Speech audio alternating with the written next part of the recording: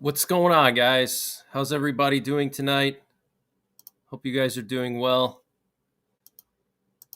I just replayed my update from earlier, and the reason why I did that is YouTube didn't send out notifications for that video because I uploaded too many videos in a 24-hour period. So you can only upload 3 videos or combination of videos and streams within a 24-hour period, and they won't. If you do more than 3 videos or streams in 24 hours, anything more than that, they don't send out notifications for. So I posted a red alert earlier, and I noticed that a lot of people didn't get notified. So that's why I figured I would replay it so you guys could get caught up on some of the latest news. So I hope you guys are having a great Saturday evening. David E says, thanks for the news, Greg. No problem, David. Yes, this is live now, Joan, Julia. This is really me. I don't know if you can see my face or not, but it is live right now. So going to get through some breaking news tonight, and then I'm going to start off by going through the news, and then afterwards opening up the chat and just talk about anything you guys want to talk about. Poopy McScoopy, thank you for the 5 gifted memberships. Crow TN, thank you for the 10 gifted memberships. I appreciate that. How was my hunting? Hunting was good today. I only went out for a little bit in the afternoon. I spooked a doe, and that was it. It's so late in the season now that a lot of the deer are on high alert because they've been hunted for like over 2 weeks already. So there's a lot of hunters out here. Pennsylvania actually has the most hunters per square mile of any state in the country. So there's a lot of hunters here. And, when deer season starts, it's insane. It's like an invasion of orange soldiers everywhere. So the deer get spooked. They change their habits. They become nocturnal, or they go into really thick brush until the season ends. So it's hard to get them at the end of the season, unless you go to really remote areas. Off-grid desert farming with Paul and Adrian. Great to see you in here. If you guys haven't seen Off-Grid Desert Farming with Paul and Adrian, I highly recommend you check him out. He's a buddy of mine. He covers the breaking news. He covers a lot of the same stuff that I cover. He does more stuff on Rumble these days, but he's still on YouTube. So check him out. Check out his YouTube. Check out his Rumble. I'm going to just jump right into the news here. There's a lot of stuff to cover.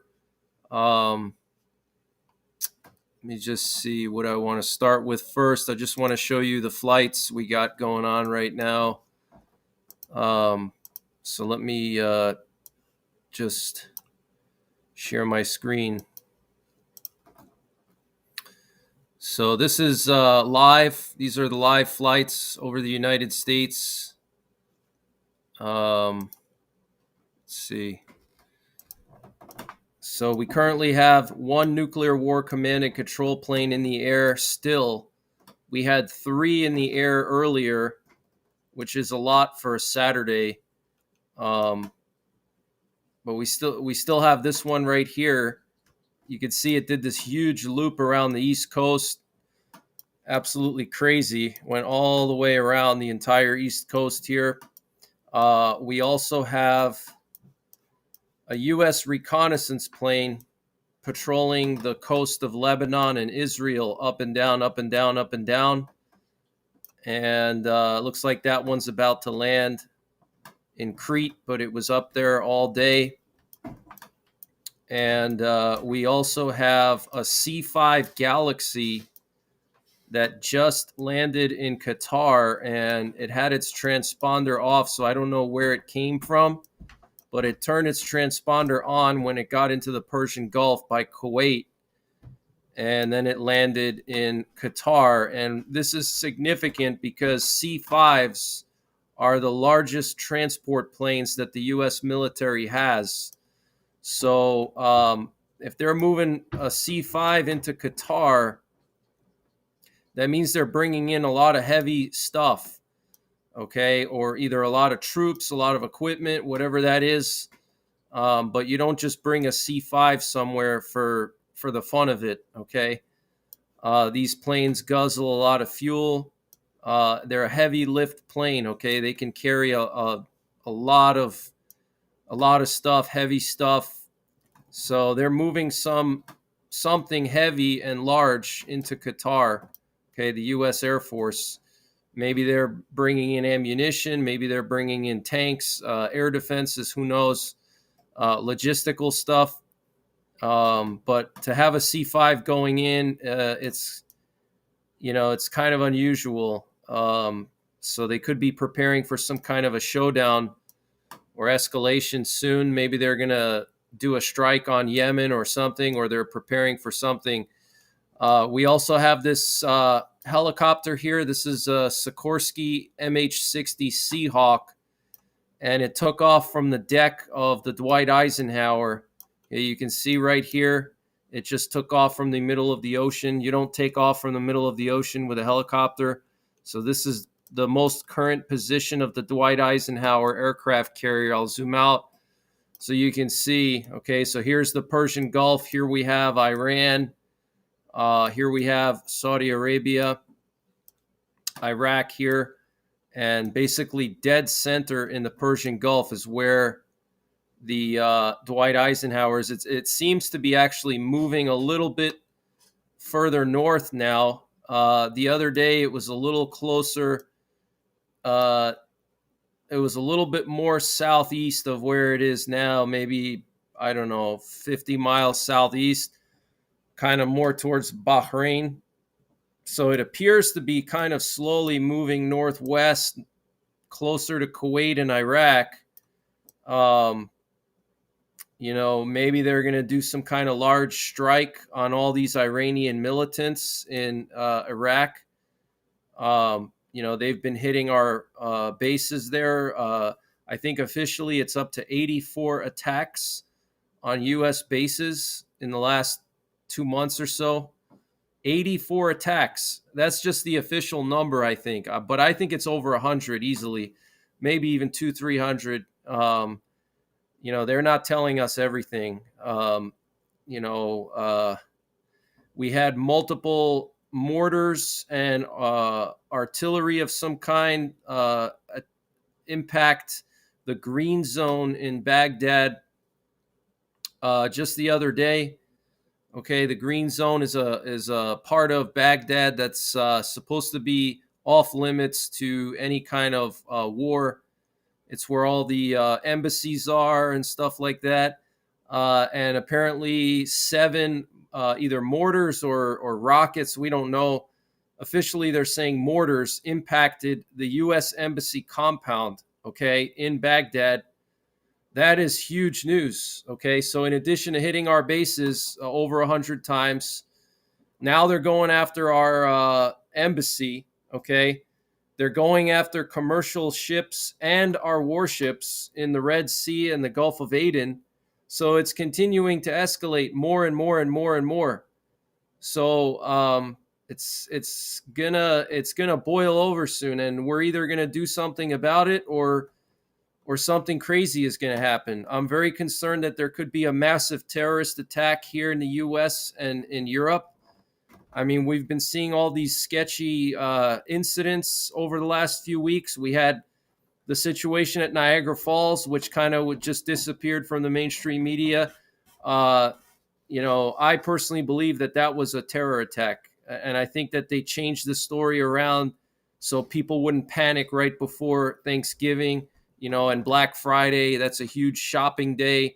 They don't want people staying home and not spending money. They want you to travel. They want you to pay money to the flights to fly and see your family. They want you to spend money on the road, going to gas stations. They want you to go spend money on Black Friday. If they if they came out there and said, "Oh, there was a terror attack at Niagara Falls the day before Thanksgiving," people would panic, So they made up some story and said, "Oh, it was an old guy driving a luxury car and the gas pedal got stuck and it caused him to ram right into the border."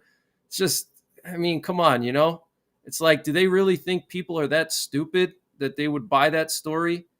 I mean, maybe there are some people out there that just, take everything at face value, but I mean, it's just common sense, some of these things that are happening. And, um, we're seeing escalation occurring around the world, guys. It's just continuing to escalate all over the place, Um, Russia is rearming themselves now.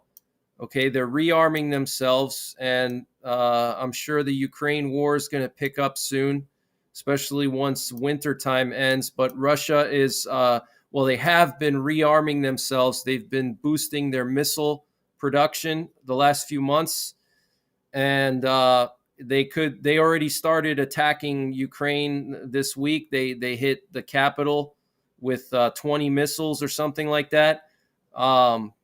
They're going to try to attack the power grid again in the winter in Ukraine. And then once the snow melts and the ground thaws out, we could see maybe another push by Russia to take more land from Ukraine, especially now that, Republicans in Congress, they don't want to fund any more weapons for Ukraine. So that's like a huge green light for Putin. So we could see an escalation there. We could see an escalation in the Baltic region. Putin recently warned the Latvian government about the anti-Russian policies in Latvia. Anti-Russian, according to him. That's not my personal opinion, but I'm just quoting him. He said there were some anti-Russian policies in Latvia, and if they don't reconsider, then there might be repercussions for that. So that's kind of a pretty big threat there. Okay. Putin is going to be giving his end of the year press conference next week, or this coming week, on the 14th. So I'm going to try to cover it live. Okay. I'm going to try to cover it live if I can find a source that has translation, real-time translation with an American or English speaker. I'll try to cover it live. Okay. I'll let you guys know if I can find a good source, but I will try to cover it live. We have the situation in Venezuela and Guyana right now, which is not looking good at all. The U.S. military did a flyover over Guyana. I think it was Thursday. I can't remember now. Thursday or Friday. I think it was Thursday. We have the Brazilian military being deployed to northern Brazil near the border of Venezuela and Guyana. They moved a mechanized division there. I've showed you guys the videos in my earlier updates during the week of all the Brazilian troops that are moving in to this area here. Okay. So, get prepared. Okay. Get prepared. Things are getting crazy. I know a lot of you guys say that my catchphrase, which is the 3 P's, prepare, practice, persevere, that I should add a 4th P, which is pray. And the reason I never add that 4th P is it's kind of self-explanatory. I'm a Christian. This is a Christian channel. Okay. So that's why I don't add the 4th P in there. But, definitely prayer is very important in these times that we live in right now. Like the Bible says, you want to store your treasures up in heaven and don't store your treasures here on earth where they can, rot. That's not to say that you shouldn't have some emergency supplies. Okay. Doesn't mean that you shouldn't have money in the bank. Just means that, that's kind of a symbolic thing in the Bible, basically saying that you shouldn't put all your focus on earthly possessions, because all that's not going to matter when you die. It's you're going to leave all that stuff behind, and where you go for eternity is more important. That's basically what that means. It doesn't mean you shouldn't save money and have money in the bank. It doesn't mean that you shouldn't have emergency supplies.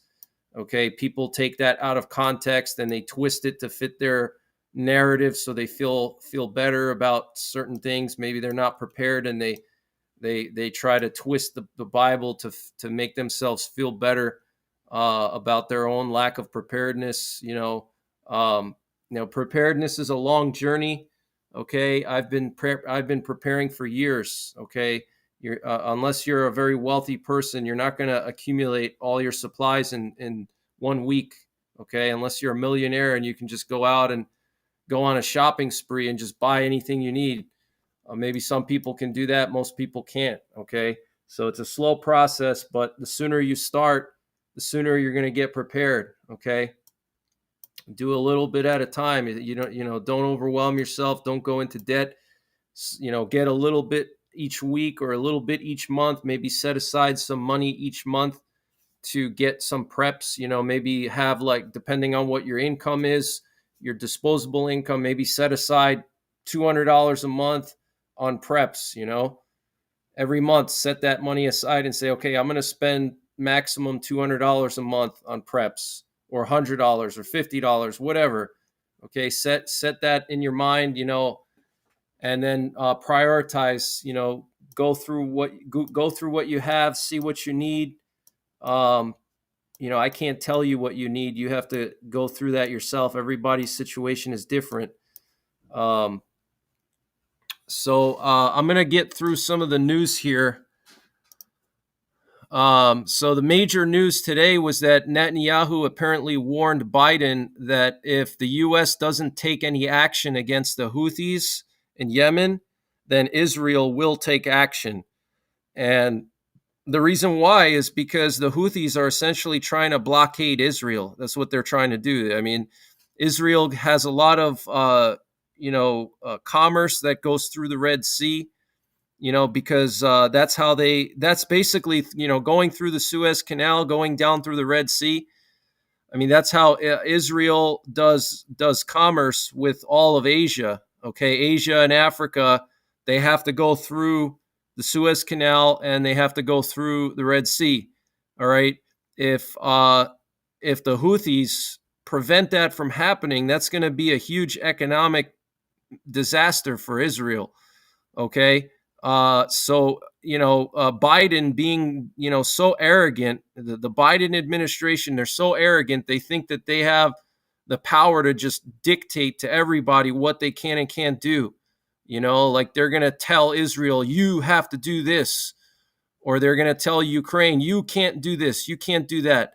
Like, who the heck do they think they are? That they're going to tell Israel that they can't do something, that they can't defend their own country. It's ridiculous. But Netanyahu basically warned Biden and said, if you don't take action against these Houthis, we're going to do it, because they're blockading a major avenue for our shipping. I mean, just imagine that would be like if one entire coast of the U.S. was being blockaded by China. Like if China blockaded our entire west coast with warships and they started attacking all of our ships going in and out of all the ports on the west coast. I mean, obviously that would have an effect on our economy, wouldn't it? And we would probably do something about it, I would hope. But with this president, who knows? But, that's basically the situation that Israel's in. Because if they need to go send some stuff to Asia, or they have goods coming in from Asia, if the Houthis are blockading the Red Sea, the only other way to get to Israel is to go all the way around Africa. That's the only other way. Or if they go through the Strait of Hormuz and they go into the Persian Gulf and they use some land corridors through Saudi Arabia, which they kind of already agreed on a deal with Saudi Arabia to do that, but that's also very inconvenient and very slow, okay, because they're going to have to take all those goods by truck across all of Saudi Arabia, which is, that's a huge inconvenience. So this is major breaking news, guys. Okay, so Israel could take, unilateral action potentially against Yemen. If Biden doesn't do anything, That's what's going to happen. And, all these countries, they see our weakness. That's why all this is happening, guys. Okay. It all started, it's all because of Ukraine, to be honest. Okay. Uh, that's why all this is happening, because they saw that when Russia invaded Ukraine, we literally did nothing. I mean, the first few months, we just gave them helmets. It took like 2 months for us to even give them like some small arms. And then after a couple of months, we finally started giving them javelins. But they saw the response was weak. They saw that Biden was afraid of Putin with his nuclear threats. And now it's just everything's just, spiraling out of control because of that, because they see America as not what it used to be. We're not responding the way we used to respond. Okay, if this happened when Bush was president or Reagan, even Obama, they probably would have attacked the Houthis by now and taken them all out. But for whatever reason, Biden is not doing anything about it. So I want to just read to you what the well, let's see. Actually, first we have some breaking news coming in from France. The French Navy is reporting that 2 drones were fired from Yemen towards one of their warships, and it was the Long Dock. I don't know how to pronounce that, but this ship right here, okay, it was attacked by Yemen. Okay, we have a translation here. On December 9th, the Long Dock multi-mission frigate of the French Navy shot down 2 drones that were heading straight towards it, coming from the coast of Yemen. The interception and destruction of these 2 identified threats took place around 9:30 p.m. and then 11:30 p.m. French time, 110 kilometers from the coast of Yemen near Al Hudaydah. The Long Dock multi-mission frigate operates in the Red Sea under the National Chain of Command. So this happened, that would be like in the afternoon here. Okay. So they're targeting the French Navy now. Okay. They've already targeted our warships. They've targeted commercial ships. Now they're going after the French Navy. When's it going to stop? I mean, it's ridiculous. Absolutely insane. Israeli media is reporting that Saudi Arabia is preparing for some kind of strong military action against Yemen. Okay, Israeli media reporting that Saudi Arabia is preparing strong military action against Yemen. So it looks like Israel and Saudi Arabia are going to have to lead on this situation, and we're just going to sit back and do nothing. They're going to have to take it into their own hands. So, we could see something pop off in the coming days, because Yemen's not going to stop. I want to read to you what the spokesman for the Yemen military said. He said they're going to go after any ship from any country going to and from Israel through the Red Sea. So they're going to target any ship. Okay, it doesn't matter what country it's from. They're going to target any ship going to Israel through the Red Sea, to and from any ship, any nationality, doesn't matter. Okay, so here's the spokesman for the Yemen military, Yahya Saree. He tweeted this earlier today. Following the success of the Yemeni armed forces in imposing its decision to prevent Israeli ships from navigating in the Red and Arab Seas, and as a result of the Israeli enemies' ongoing horrific massacres, genocide, and siege against Palestinians in Gaza, the Yemeni armed forces announced that they will prevent navigating all the ships heading to Israel from any nationality if the food and medicine are not getting to the Gaza Strip, and they will become a legitimate target for our armed forces. Out of concern for the safety of maritime navigation, we warn all ships and companies to avoid dealing with Israeli ports. The Yemeni Armed Forces reaffirms its full commitment to the safe continuation of the global trade movement through the Red and Arab Seas for all ships and all countries, with the exception of ships affiliated to Israel or transporting commodities to Israeli ports. Okay, so any ship going to Israel is fair game, is what they're saying here. Any ship going to Israel or leaving Israel, okay? The Yemeni armed forces will implement this decision from the moment the statement was issued. So, yeah, this is crazy, and our government is just doing nothing about it. It's just insane.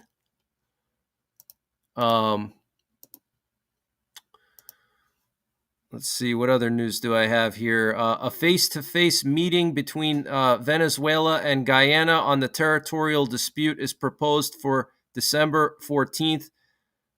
So there's going to be some kind of face-to-face meeting this coming week. We'll see how that goes. We have some reports that Israeli naval vessels off the coast of the Gaza Strip are shelling the city of Rafah within southern Gaza near the border with Egypt. Okay, so Israel's really cranking up the heat on southern Gaza close to the Egyptian border. The Israeli National Security Advisor warned Hezbollah that if the situation in the north does not change and Hezbollah does not retreat, then they're going to have to take action. Okay, that's what the Israeli National Security Advisor said. Okay, so looks like Israel may go after Hezbollah after they're done with Hamas. Russian troops received orders to capture Avdiivka and Kupiansk before the presidential elections in Russia. This is being reported by the Institute for the Study of War. And Hungarian truck drivers are going to start protests on the border with Ukraine on Monday. And this is going to join the Polish and Slovakian truck drivers that currently are blockading the entry of Ukrainian trucks into Poland, Slovakia. So more problems there for Ukraine. You just check the chat, see what you guys are saying here.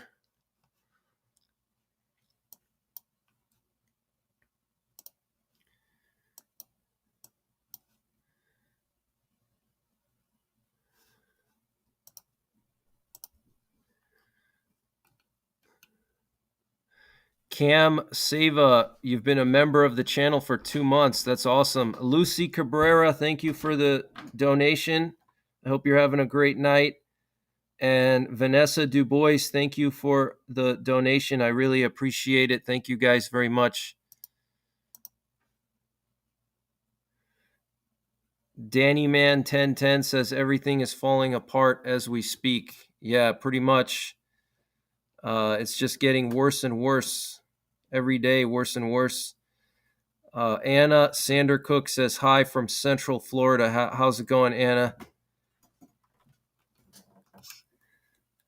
So let me see. There's just a lot of stuff here I want to read to you. We have severe storms in Tennessee. There were some tornadoes that touched down in Tennessee, causing power outages and lots of damage in the Nashville area and also in Middle Tennessee. So, if you're in Tennessee, just I guess the storm's already passed. But my thoughts and prayers are with the people of Tennessee. Let's see. What do I have here? I want to share this video of Trump from when he was president, what he said about Venezuela. He actually threatened to invade Venezuela. And it's funny, now we have this problem with Venezuela going on. And man, Trump was actually right in this situation. I know a lot of people don't like him, but he was right. I mean, he saw a long time ago, that Venezuela was a threat. So let me just play this for you. Considering for Venezuela, what options are on the table right now to deal with this mess? We have many options for Venezuela. And by the way, I'm not going to rule out a military option. We have many options for Venezuela. This is our neighbor. This is, we're all over the world. And we have troops all over the world in places that are very, very far away. Venezuela is not very far away. And the people are suffering and they're dying. We have many options for Venezuela, including a possible military option if necessary. Gotta listen to that again. Many options for Venezuela, including a possible military option if necessary. And they're dying. We have many options for Venezuela, including a possible military option. Considering for Venezuela, what options are on the table right now to deal with this mess? We have many options for Venezuela. And by the way, I'm not going to rule out a military option. We have many options for Venezuela. And by the way, I'm not going to rule out a military option. So, he called it. He saw ahead of time what was going to happen in Venezuela. And we have the British Foreign Minister, David Cameron. David Cameron making a statement about the situation in Guyana. And he's basically saying here that Britain is going to stand by Guyana. So let me just play this for you. Finally, one issue also that we discussed in our meeting is the situation on the border between Venezuela and Guyana. These borders were settled in 1899. I see absolutely no case for unilateral action by Venezuela. It should cease. It is wrong. And I'm delighted by the announcements that have been made by the US today in that regard. And I hope to be having some telephone calls later on with the President of Guyana and others in the region to try and make sure that this very retrograde step that has been taken does not lead any further. Finally, one issue. So there we have the foreign minister of Britain. And we have the president of the University of Pennsylvania resigning over comments about anti-Semitism when they had that Senate hearing or congressional hearing, and they were grilling all the leaders of these Ivy League schools, and one of them resigned. The University of Pennsylvania president resigned. This is a letter here dated today. President Liz McGill has voluntarily tendered her resignation as president of the University of Pennsylvania. She will remain a tenured faculty member at Penn Carey Law. Blah, blah, blah. So she resigned. That's crazy. Unexpected there. Unexpected. Definitely did not expect that.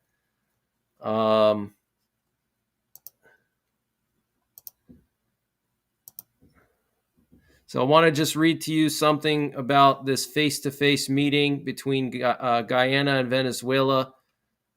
A meeting between the president of Venezuela and the president of Guyana was proposed on December 14th, according to a letter shared with CNN sent to both presidents by Ralph Gonsalves, Prime Minister of St. Vincent and the Grenadines.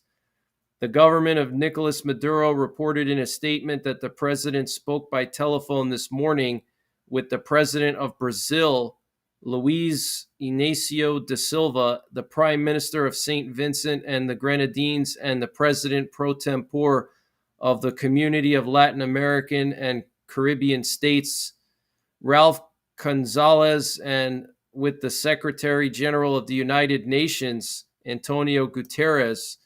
So apparently a big phone meeting today with all these different leaders.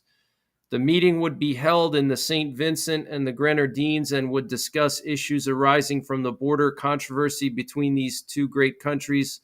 According to the letter, there Gonsalves says there is an urgent need to de-escalate the conflict and institute appropriate face-to-face dialogue. St. Vincent and the Grenadines said Venezuela and Guyana also invited Brazilian President Lula da Silva to attend the meeting. Both Maduro and Ali had previously agreed after several phone calls with Ralph Gonsalves, Lula da Silva, and UN Secretary General Antonio Guterres to participate in the proposed meeting, but have not yet confirmed whether they accept the suggested date. All right, so I guess they haven't confirmed it, but apparently they're trying to set up some kind of a meeting. I personally don't think it's going to happen, but I guess we'll see. The Guyana government said on social media that the president of Guyana agreed to meet, but the president reiterated that Guyana's land border is not subject to discussion as it currently is before the International Court of Justice, and when the ruling is handed down, will be fully respected by Guyana. Blah blah blah. In a statement published on Saturday, the Venezuelan Foreign Ministry said that the country expresses its satisfaction and welcomes and commits the call to meet, but ratifies the historical position on the unquestionable sovereign rights of Venezuela over the Essequibo region. Gonsalves' letters to both presidents say that he is aware of each country's position and that given his position, it is preferable that the leaders of the nations speak to each other calmly, respectfully, and patiently to avoid escalation in threats or in the use of force. Time is of the essence, the letter reads. Let us all resolve to make this historic meeting a success. There is a lot at stake for our Caribbean and Latin American civilization.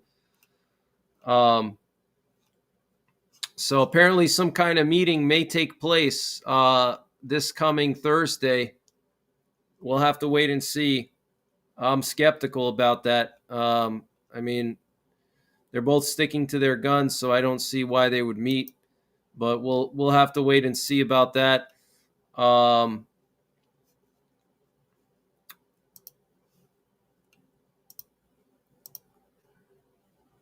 Craig Hutchinson, thank you for the donation. Do I know Meg? No, I don't know Meg. I don't know who that is.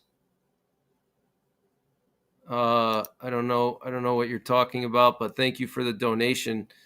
Minraja, thank you for the 10 memberships. I appreciate that.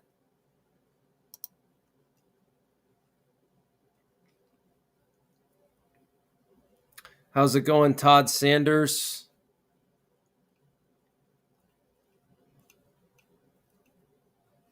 $10 gifted memberships. Thank you so much, Minraja. I appreciate that. What's going on, Kinkoi? All the moderators, thank you guys for tuning in tonight. Lorna, T.W. Perry, thank you. K. Paul.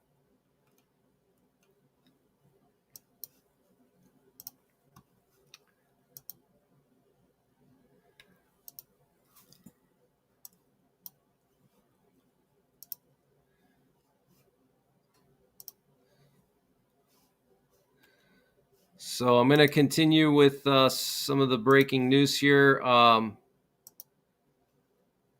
Apparently, the president of Brazil spoke to the president of Venezuela. The Brazilian president, Lula da Silva, took advantage of a phone call he received this Saturday from his Venezuelan counterpart, Nicolas Maduro, to convey South America's concern about the growing tension generated by the dispute with Guyana over the Essequibo. The Brazilian progressive leader communicated to President Maduro the growing concern of the South American countries about the Essequibo issue, explained the terms of the declaration on the issue approved on Thursday at the Mercosur summit, and reminded him of the long tradition of dialogue in Latin America and that we are a region of peace, reported the Brazilian presidency in a statement. The Brazilian ruler proposed that he accepts mediation that could be carried out by the current temporary president of the Community of Latin American and Caribbean States, Ralph Gonsalves, Prime Minister of St. Vincent and the Grenadines.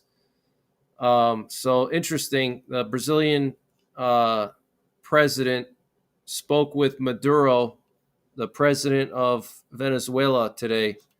So that's pretty interesting.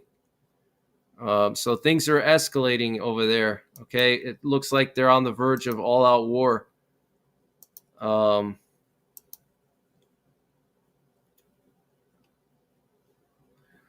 We got some crazy weather moving into the Northeast tomorrow. Here we have a forecast from the National Weather Service for the New York City area. You could see a widespread area of 2 to 4 inches around the New York City metro area and southern Connecticut. So lots of rain. There's going to be heavy winds or high winds, up to 60 miles an hour, guys.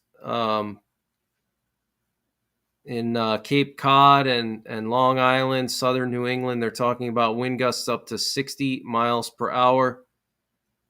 They say here from Sunday afternoon through late Sunday night. For Long Island, wind gusts up to 60 miles per hour. Damaging winds could blow down trees and power lines. Widespread power outages are possible. Travel could be difficult. And then for Cape Cod, same thing, up to 60 miles an hour. So pretty serious storm moving in.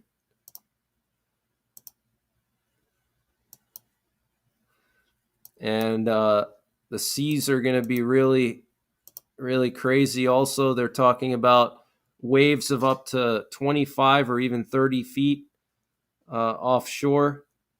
So that's crazy. 30-foot waves possible off the coast of Maine and Massachusetts and Long Island. You know, that whole New England area. Huge waves offshore from this storm. Want to just show you guys something interesting.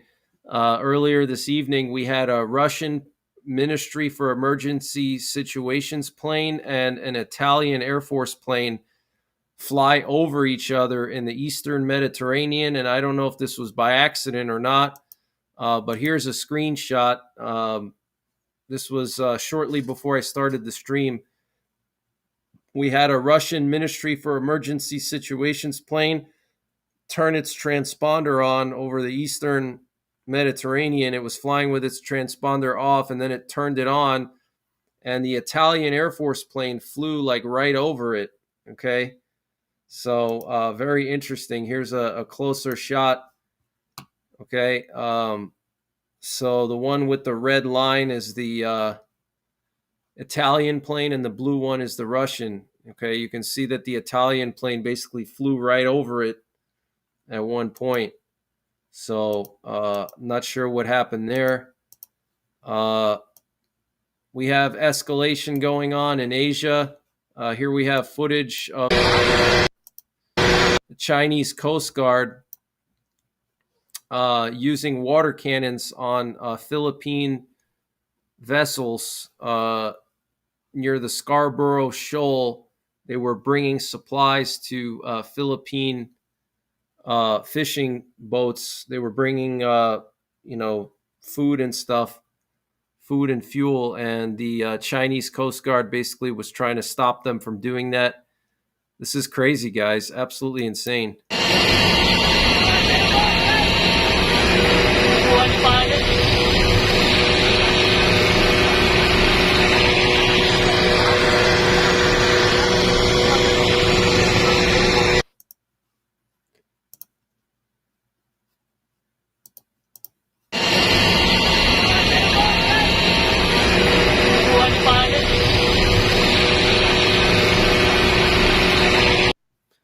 So here's another video. This one's even better.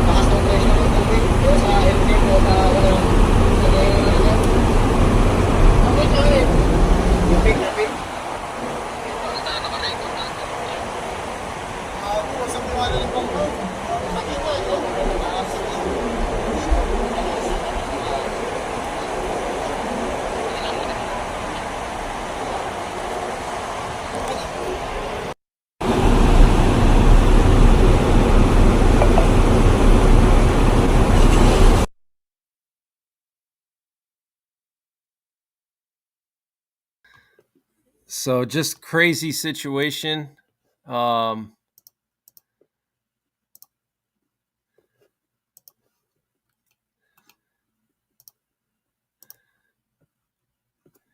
Diva's mom, thank you for the donation. I appreciate that. Hope you're having a great evening. Pack a Cone 420, thank you for the donation. As an Australian, I can confirm the Chinese are going the right way for an arse kicking. Yeah, they definitely are. Doesn't seem like our government is really going to do that, though, unfortunately. Here in the U.S. anyway.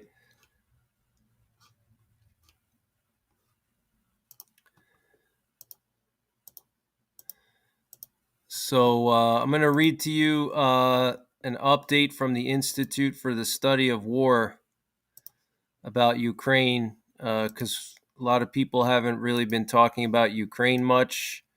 So I figure we can talk a little bit about Ukraine.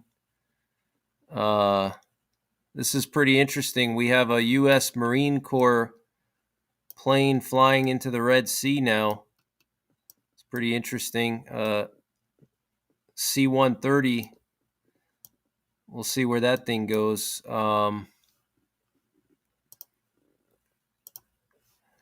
So I'm going to read to you what the Institute for the Study of War is saying about Ukraine now, their latest update.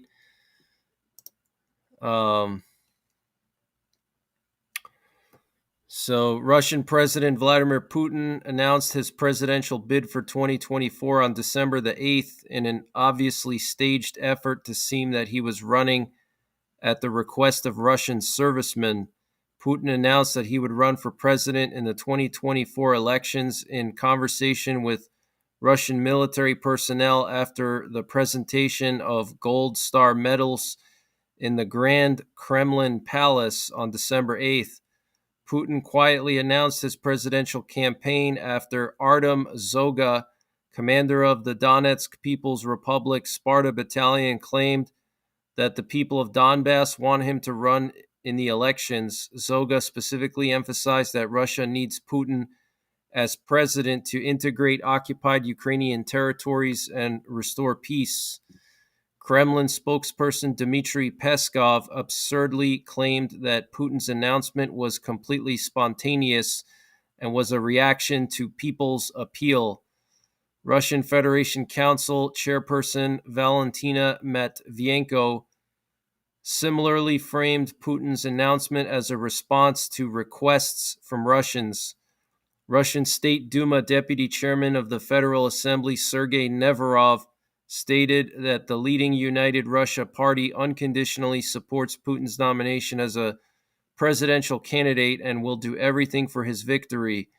Russian Vostok Battalion Commander Alexander Khodakovsky responded to Putin's announcement, claiming that although the results of the elections are already known, the process needs to be arranged appropriately. Khodakovsky claimed that new Russian political energies are emerging, implying that some Russians want to oust Putin, but that Russia does not need such political games during wartime. One Russian mill blogger claimed that Russians are more concerned about the rising price of eggs than Putin's announcement. Wow, this is a long update. I'll just keep reading. There's a few more paragraphs here. Putin's announcement of his presidential bid in a military setting indicates that his campaign may focus on Russia's war in Ukraine more than the Institute for the Study of War previously assessed, although the extent of this focus is unclear at this time. The ISW previously assessed that Putin's presidential campaign would likely not focus on the war in Ukraine and instead would focus on domestic stability and criticisms of the West. Putin's presidential bid announcement at a ceremony rewarding Russian military personnel fighting in Ukraine in a conversation with a DNR combatant suggests that the war in Ukraine may play a more significant role in his campaign strategy. These staged circumstances were possibly directed a very important constituency.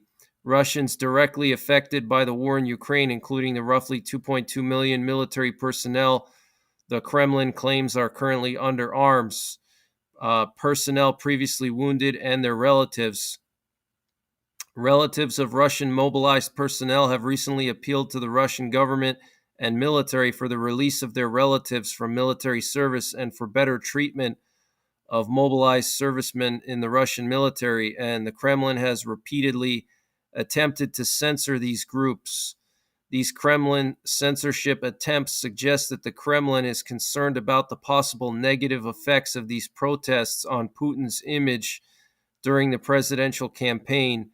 The Kremlin may be using Putin's military-focused announcement in an attempt to convince this large group of voters that the Russian military at large supports Putin. Putin's announcement may alternatively aim to demonstrate that he has the support of the Russian military in order to make any further discussion of the war in Ukraine during his campaign unnecessary. The Kremlin may have tasked the Russian military with capturing Avdiivka and possibly Kupiansk before the March 2024 elections, and this exhibition of the military's support for Putin's candidacy is possibly meant as a hedging strategy should the Russian military be unable to meet these given timelines. Russian forces conducted a series of missile and drone attacks against Ukraine on the night of December 7th to December 8th.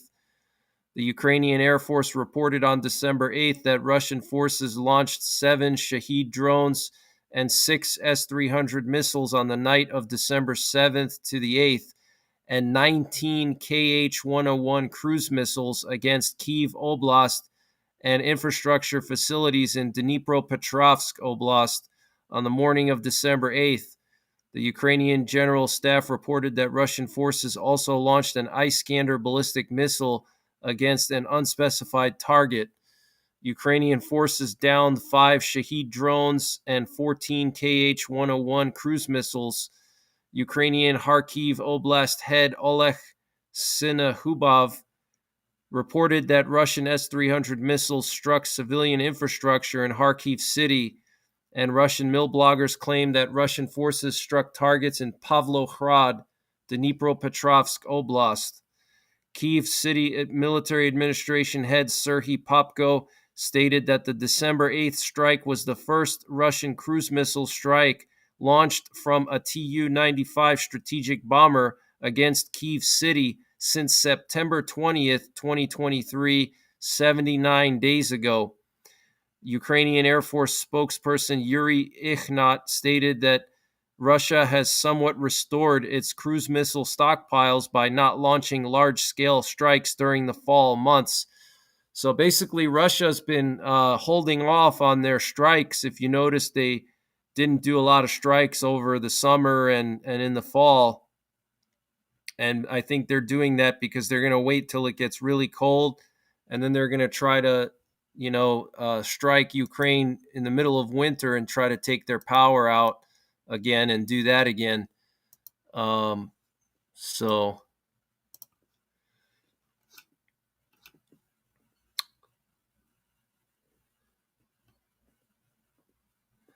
see, just checking the chat here, seeing what you guys are saying. Alex Schmalinger says no one can run against Vladimir Putin because he is a KGB dictator. Very true. Very true. Yep. He basically reelects himself.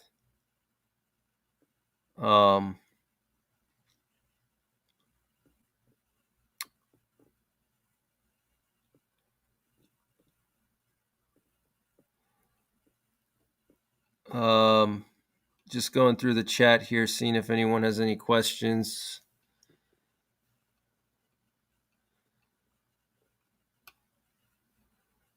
So I'm going to continue with this update from the Institute for the Study of War. Imprisoned ardent nationalist and former Russian officer Igor Girkin forecasted on December 7th that there will be no agreement between Russia and Ukraine to end the war and no freeze of the front lines in Ukraine, marking a notable shift from Girkin's prior claims that the Russian military intended to freeze the front line until after the Russian presidential elections. So if you guys don't know, Girkin, he was the leader of the Donbass. I think he was the leader of the Donetsk Republic during the early days of the Donbass War. And now he recently got arrested because he was talking negatively about Putin. So they arrested him.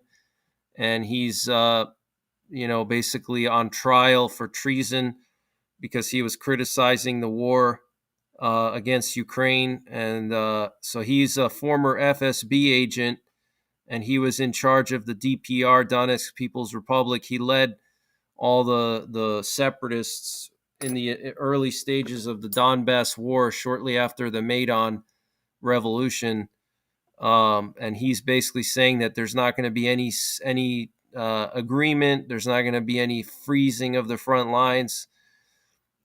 So let me continue with this information. It's very interesting. Girkin stated during an interview with Russian news outlet Baza, published on December 7th, that the situation in Ukraine has radically worsened and that Russia has entered a period of acute instability.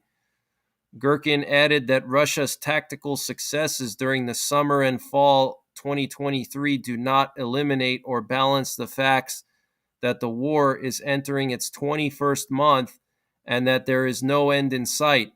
Girkin's interview with Baza was almost certainly approved by the Kremlin, and the Kremlin thus likely put constraints on what Girkin could and could not say about Russia's invasion of Ukraine and other topics such as his criminal case, blah, blah, blah.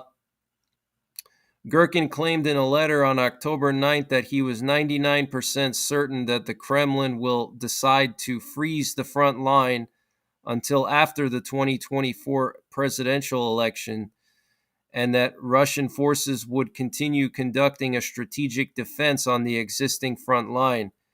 Girkin has repeatedly claimed and expressed great concern that there is a faction within the Kremlin in favor of freezing the current front line in Ukraine, competing with another faction in favor of continued Russian offensive operations. So pretty interesting. Girkin may be adjusting his forecast in response to private and or public indications that Putin has sided with the latter faction. Russian Foreign Minister Sergei Lavrov claimed on November 27 that the West is trying to freeze the war in Ukraine to rearm Ukraine for future attacks against Russia, and advocated against negotiations, a likely Kremlin-sanctioned acknowledgement of the prolonged Russian war effort. Lavrov also did not promote previous Kremlin information operations feigning interest in negotiations with Ukraine, and freezing the war during his speech at the OSCE Council of Foreign Ministers on November 30th. The Institute for the Study of War previously assessed that the Kremlin may have strategically allowed Russian opposition party Yabloko founder Grigory Yavlinsky to advocate for a ceasefire in Ukraine during an interview on December the 5th to deter factions within the Kremlin that may want to freeze the front line in Ukraine from publicly or privately voicing their opinions.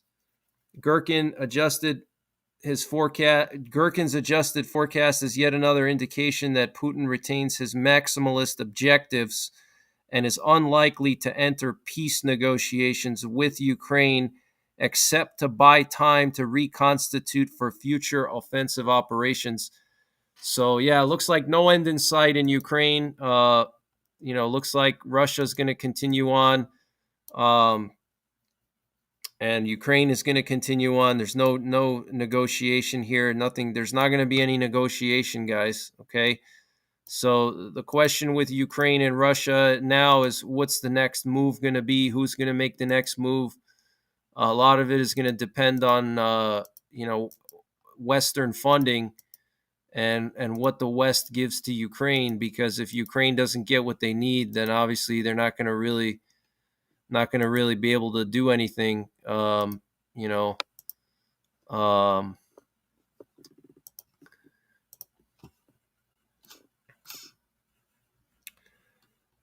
See, I'm going through the chat here. So no peace deal. There's not going to be any peace deal in Ukraine. It's going to continue on.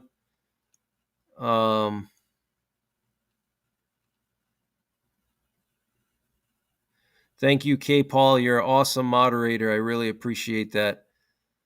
Alex Schmalinger says the FSB is the KGB. Yeah, exactly. They're the same thing, just different name.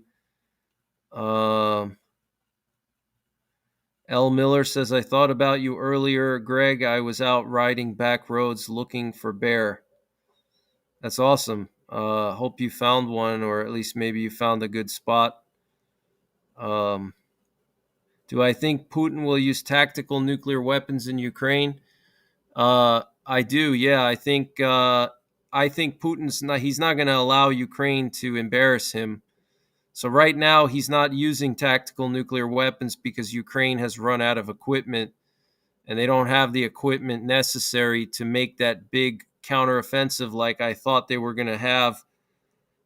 If you guys were watching me in the springtime, I was predicting that there would be a big counteroffensive in the summer, but it looks like Ukraine, they don't have enough equipment, and so they don't want to do a counteroffensive because they know they don't have what's needed for it.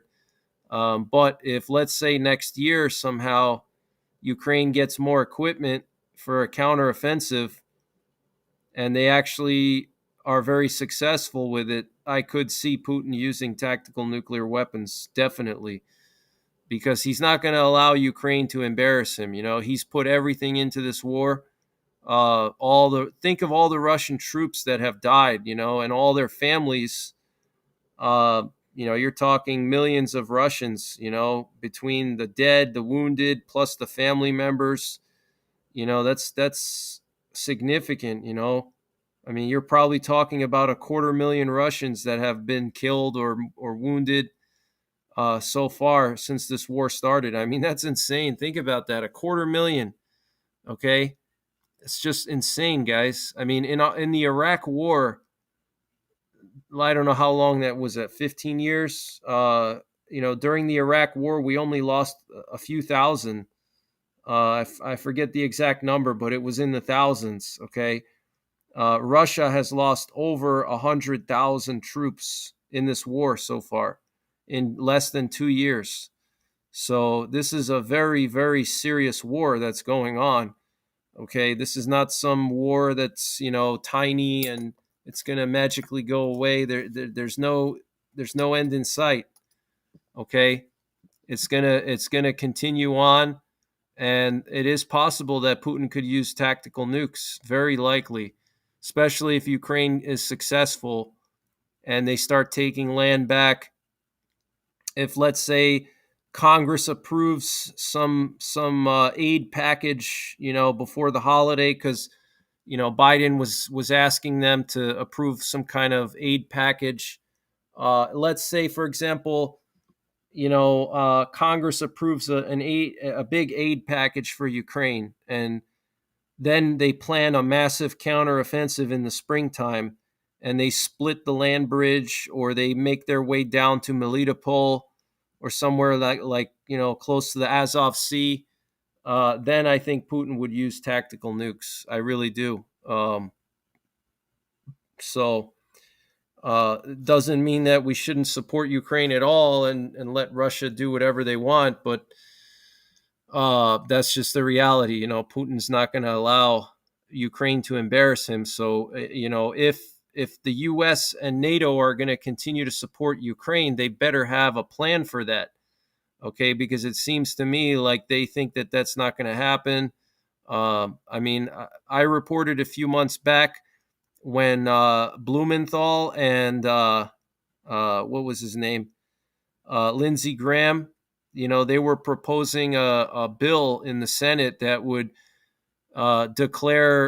they would declare war on Russia if Russia used tactical nukes. Okay, we haven't heard much about that, but that's what they were trying to pass in the Senate, that they would basically declare war on Russia if Russia used tactical nukes in Ukraine. That's what Lindsey Graham and Richard Blumenthal were pushing for. So it's not like our senators and our Congress haven't thought about it, but that's one of my biggest fears, honestly, more so than Israel potentially. We'll see what happens with Israel, but if Russia did use tactical nukes, that's just like a classic nuclear war scenario. It would just immediately escalate because the U.S. would have to retaliate, because if they didn't retaliate, NATO would look weak. So the U.S. would have to retaliate, probably with conventional weapons. They would probably attack Russian forces in Ukraine. They might attack the Russian Black Sea Fleet, potentially. And then, Russia would respond by attacking NATO bases in Eastern Europe, maybe in Poland, maybe in the Baltics. And then it would just keep going up and up and up, until the big red button gets pushed, So, it could happen, guys. It really could happen, because Ukraine is not going to stop. Russia is not going to stop. There's no end in sight. And Putin is not going to allow himself to get embarrassed, So I know he's not going to just sit back and let Ukraine take back all that land that somebody mentioned 330,000 Russians dead and wounded. Rennie Nightcart says over 330,000 Russians dead and wounded. Okay, so he's not just gonna sit back and do nothing, because you know how many Russians would be pissed off if Ukraine took that land back after all this war, after all these casualties, So he would have to do something strong to put NATO and Ukraine in their place, right? So what would be the best way? There's no other way. That's the only thing that he could do, because he's tried the missiles. They send missiles all the time to Ukraine, and it's not having the effect that, he probably thought it would. They have air defenses now. They have Patriot missiles. The Ukrainians were able to shoot down the hypersonics even. Okay, Russia launched, when Ukraine got their Patriot battery, Russia purposely waited for Ukraine to get that Patriot battery, and they wanted to test it and see if they could destroy it. And they fired every type of missile they had at that thing at the same time. They fired hypersonics, they fired cruise missiles, they fired Iskander missiles, all the best missiles that they have. They fired at the Patriot system to try to destroy it, and the Patriot system shot down every single missile. Okay, so the Russian conventional missiles are not having the effect anymore. As Ukraine is building up their air defense, it's not going to have the effect that it did like last year, or when the war first started, when Russia basically had free reign and they could just lob missiles and just destroy everything kind of like how we did in Iraq when we were just bombing crap out of Iraq. They can't do that anymore. So Putin doesn't have any other options. He's pretty much exhausted most of his conventional options. He's sent armies in. He sent contractors in. Okay, look, he sent the conventional Russian army in, right? That didn't really work too well. He sent in Wagner. Okay, that didn't work too well. He's using he was using all the missiles in the wintertime to try to freeze them. That didn't really work too well.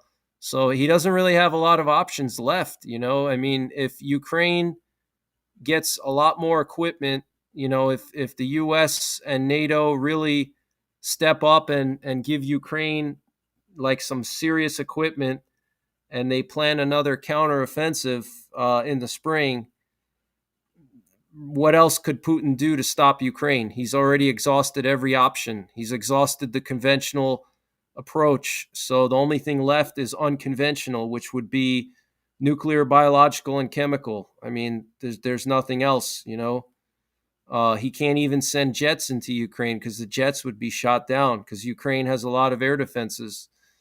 So nuclear is really his only option, So that's what I'm worried about.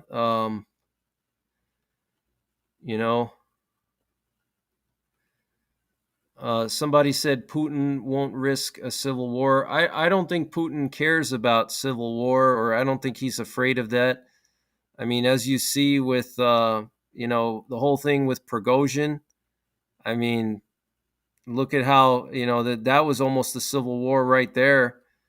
He wasn't really afraid of Prigozhin or anything, that didn't really alter his course or change anything.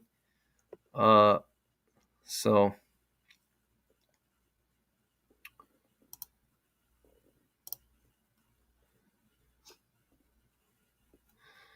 true. Conventional options have been exhausted.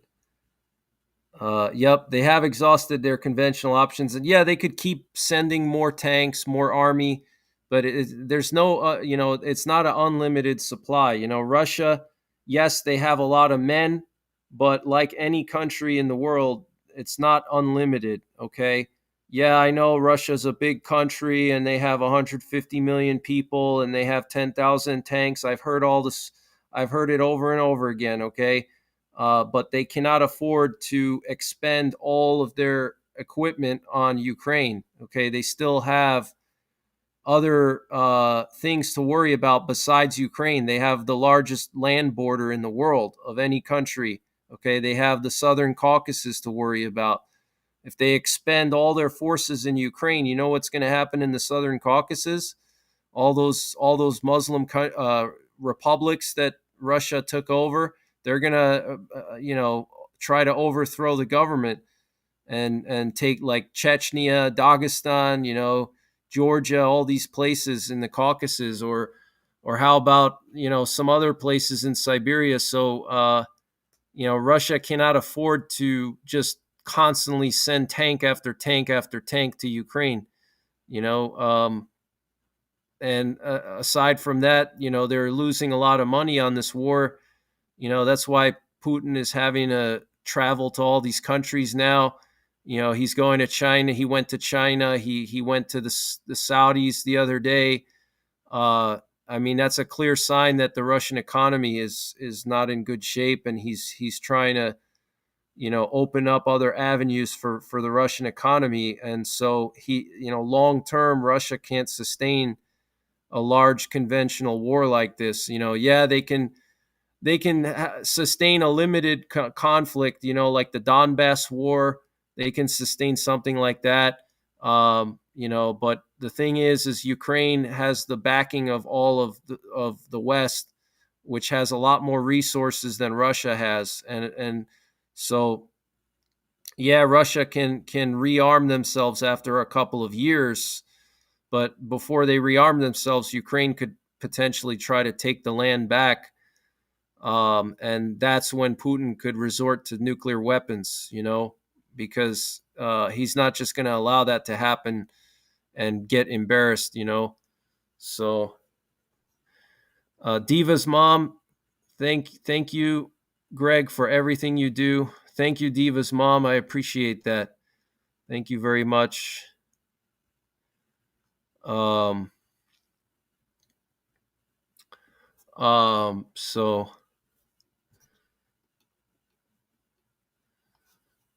I'm going to just continue reading this update here. This is pretty interesting. Let me see actually if there's anything else I wanted to go through before I continue with the let's pause on the Ukraine thing for a second. I want to just read to you something coming from the BBC. I covered this a few days ago, but I want to cover it again. There's a huge risk of terrorist attacks in the European Union over the coming holiday season, a senior EU official has said. European Home Affairs Commissioner Ylva Johansson said the polarization in society caused by the Israel-Hamas war was increasing the risk of violence. Her remarks came days after a tourist was fatally stabbed in Paris. The EU was making an additional 30 million euros available for additional security, Ms. Johansson said. 30 million euros for additional security to deal with terrorism.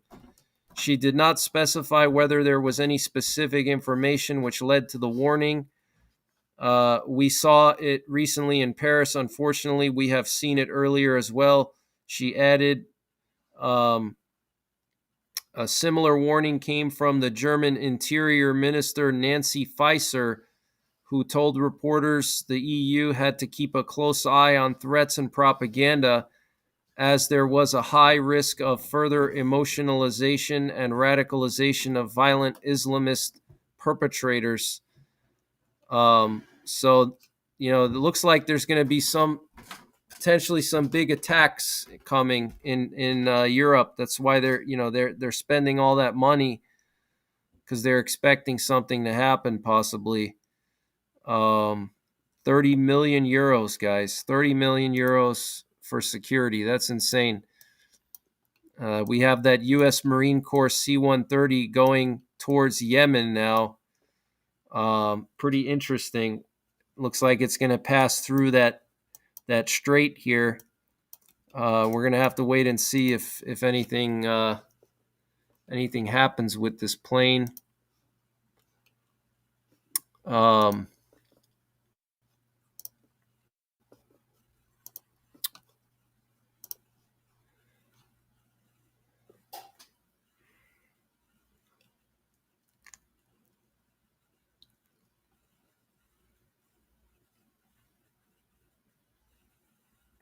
Amy King says, "Hey, Greg, can we get a recap?" It would be a lot to recap. I don't even remember everything I said. The big news is that a French warship was attacked by drones.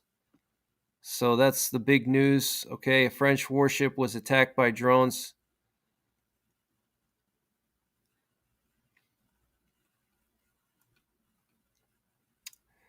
From Yemen. Okay, so Yemen launched 2 drones at French warship in the Red Sea. So that's some major news there. We have some news coming out from South Korea. South Korea, the U.S., Japan reaffirm North Korea's denuclearization obligation. The National Security Advisors of South Korea, the United States, and Japan reaffirmed Saturday that North Korea is obliged under UN Security Council resolutions to abandon its nuclear weapons program and refrain from military cooperation, Seoul's advisor said. National Security Advisor Cho Tae-young made the remark during a joint press briefing with his U.S. and Japanese counterparts, Jake Sullivan and Takeo Akiba, following trilateral talks in Seoul. We reaffirm North Korea's obligation under UN Security Council resolutions to denuclearize and ban military cooperation, and agreed to strengthen cooperation among the three countries to secure the international community's strict implementation. Cho also said the three sides agreed to pursue trilateral security cooperation without delay, including through the real-time sharing of North Korean missile warning data and by drawing up multi-year plans for trilateral military exercises. So the national security advisors of South Korea, the U.S., and Japan met in South Korea, yesterday. So that's huge news there. They want to do more trilateral exercises. Okay. They've been doing a lot of trilateral exercises already. Somebody said Russia's GDP is up 3%. I haven't checked on that, but I'd have to double check. I know there's a lot of people out there that think Russia's indestructible, but nobody can carry on a war for years and years without having any economic effects. It's just impossible, So I would always double check your sources. If you're getting information from the Russian government, obviously they're going to say, yeah, everything's going good. The economy in Russia is better now. That sounds hard to believe. It's just common sense, Just look at the amount of equipment they lost. Look at how many troops they lost. Okay, how could they still be growing their economy? I mean, it just seems hard to believe. Russia has a limited amount of resources, like every country. Okay, no country has an unlimited amount of resources. I don't care who you are, whether it's Russia, the U.S., or China. If you're fighting a war for 2 years straight and you've lost over 300,000 men, you're running out of resources. Okay, so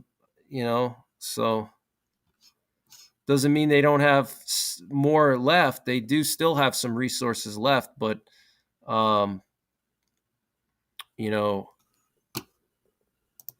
they don't have as much as you would think, because they still need some tanks and stuff. They can't just put everything into Ukraine, like I said.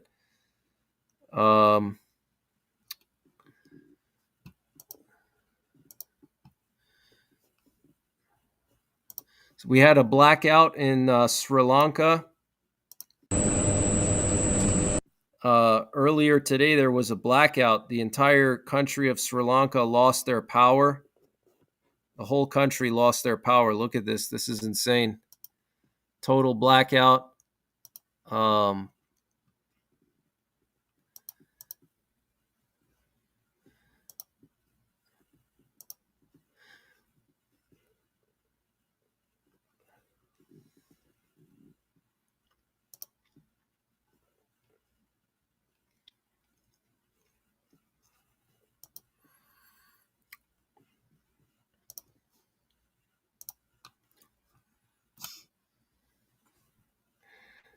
John Hoover, what's going on, John Hoover? I can tell you from personal experience that Russian Iskander cruise missile is a powerful weapon, and you don't hear it till it's too late. Also, the Russian S-300 is not much fun either. Yes, you've sent me videos of the explosions near where you were in Ukraine, and it sounds pretty intense. Sandra says Biden said today the U.S. isn't helping Israel anymore after the first of the new year. Yeah, I heard about that. I'm gonna get into that in a second. I heard about that. I had an article about that I wanted to read to you guys. I'm just trying to find it here.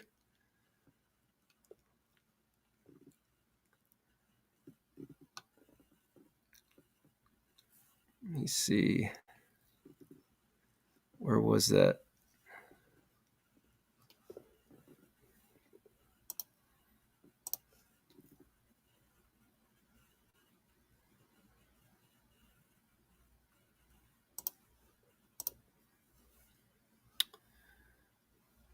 Oh yeah, so this is coming from the Times of Israel. Biden administration is demanding Israel conclude the war against Hamas by the end of the year. Citing 3 anonymous sources in Tel Aviv, Politico reports that U.S. President Joe Biden's administration has told Israel it has until the end of 2023 to conclude the war in Gaza against Hamas. The U.S. news outlet notes Secretary of State Anthony Blinken's reported warning last week that Israel likely has weeks to wrap up fighting, but also highlights comments yesterday by Deputy National Security Advisor John Feiner that Washington has not given a firm deadline to Jerusalem. A senior Israeli official appears to brush off the prospect of a U.S. deadline. They have advised us not to go into Gaza, but we did, the official tells Politico. We went into Gaza because that was the only way we could destroy Hamas and free our hostages. They told us don't go into the terror tunnels, but if we don't go into the terror tunnels, there's no way we can destroy Hamas. They told us not to go into the hospitals, despite them being used by Hamas as command and control centers, but we went into these hospitals and we did what we needed to do, and we'll do what we need to do to reach decisive victory. Wow. So this Israeli official, senior Israeli official, is basically saying that the Biden administration told them not to go into Gaza, not to go into the tunnels, not to go into the hospitals. It's just ridiculous. I just can't believe it. It's just insane. Wow. That's just crazy.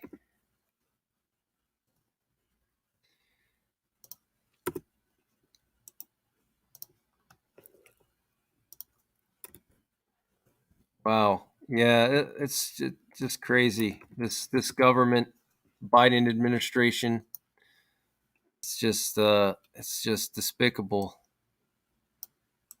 Absolutely despicable.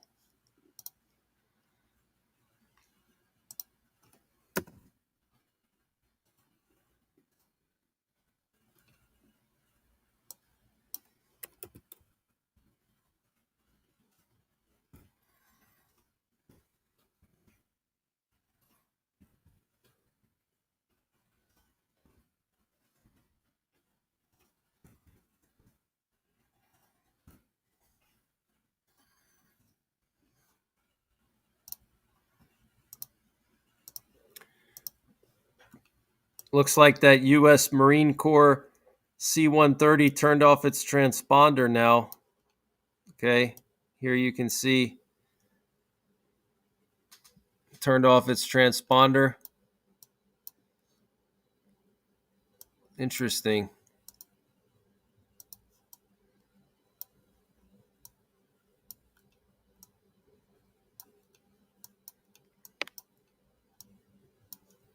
Here we have that helicopter flying over the Persian Gulf. The one that took off from the deck of the Dwight Eisenhower.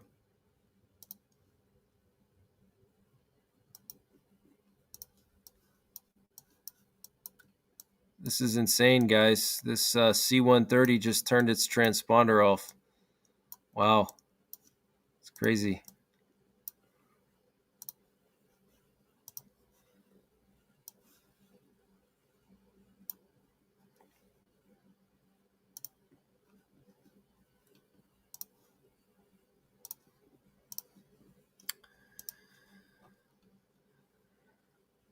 K. Paul says, don't bash Greg or another channel. Yeah, don't bash me. If you don't like my channel, then just go somewhere else, you know.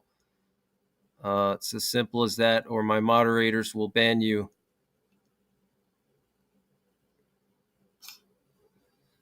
Thanks to the moderators. I appreciate you guys. John Hoover says no Christmas ceasefire in Ukraine.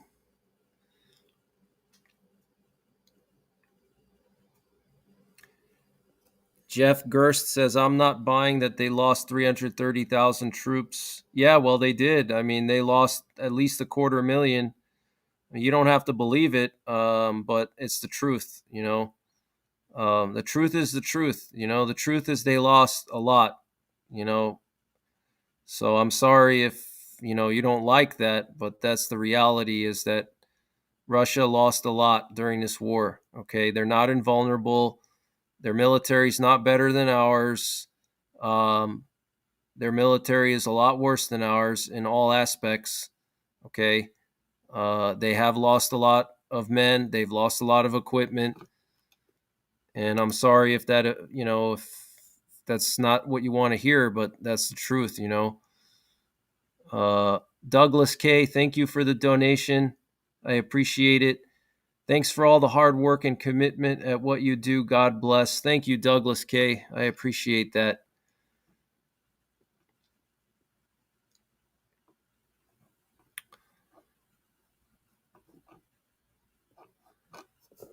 Let's see. Something else here I wanted to read to you. The U.S. Space Force plans a global radar to identify emerging threats in distant Earth orbit. The United States, the UK, and Australia have signed an agreement to develop a deep space radar capable of keeping an eye on what's happening in geosynchronous orbit. Found around 22,000 miles above Earth, this region is one of the most distant areas in which satellites operate. Interestingly, each spacecraft in geosynchronous orbit always hovers over the same area of Earth by matching the duration of its orbit to the rate at which our planet rotates once relative to the stars in the background. The new system planned to watch over this part of space is known as the Deep Space Advanced Radar Capability, or DARC. DARC will provide 24-hour all-weather radar coverage around the globe for the three nations that make up what's known as the AUKUS Security Partnership. The agreement is accelerating capabilities that provide trilateral partners with advanced technology to identify emerging threats in space, according to the U.S. Department of Defense statement published December the 1st. The announcement adds to the Space Force's increased focus on what is known as space domain awareness, which boils down to the ability to identify, track, and keep watch over the various objects in orbit around Earth. As the space domain rapidly evolves, we must continue taking deliberate steps to ensure our collective ability to operate safely, and our nations are uniquely positioned to provide that capability on a global scale, said U.S. Chief of Space Operations General Chance Saltzman in a Space Force statement. So this is interesting. The Space Force conducted successful tests of a technology demonstrator for the upcoming DARC system in 2021 at the White Sands Missile Range in New Mexico, according to a Space Force statement. In 2022, Northrop Grumman was awarded a $341 million contract to develop technologies for the program. $341 million. Wow. The first of 3 DARC sites is planned for Western Australia and is expected to be online by 2026. All 3 sites should be online by 2030, according to a Space Force statement. They are expected to cost a total of $1 billion. Wow. From its Australian site, the DARC will integrate with other DARC sites in the United States and the UK. This will provide a space domain awareness capability to deter nations from undertaking activities that are against Australia's interests by providing continuous global detection and observation of satellites in space, said Australian Lieutenant General John Freeman, Chief of Joint Capabilities. The choice of Australia for the first DARC site comes as military tensions continue to rise in the Indo-Pacific region that covers both the Indian and Pacific Oceans. The mechanism in this location will largely be aimed at countering a rising Chinese military presence. China currently owns and operates roughly half of the world's intelligence, surveillance, and reconnaissance satellites, most of which could support monitoring, tracking, and targeting of U.S. and allied forces worldwide, especially throughout the Indo-Pacific region, according to a 2023 DoD report issued to the U.S. Congress. Recent improvements to the People's Republic of China's space-based ISR capabilities emphasize the development, procurement, and use of increasingly capable satellites with digital camera technology, as well as space-based radar for all-weather 24-hour coverage, the report continues. According to the Australian Broadcasting Corporation, China's military has been using hundreds of these satellites to collect intelligence about military training exercises the U.S. has conducted with its partners in the region. So this is interesting. They're going to be setting up some kind of radar system to pick up objects in space. That's insane. So it's crazy. Devin Aw says Terminator seemed like it could never happen in 1984. Dang, it sure is coming true. Yeah, it really is. It really is coming true with the AI and everything. It's definitely coming true.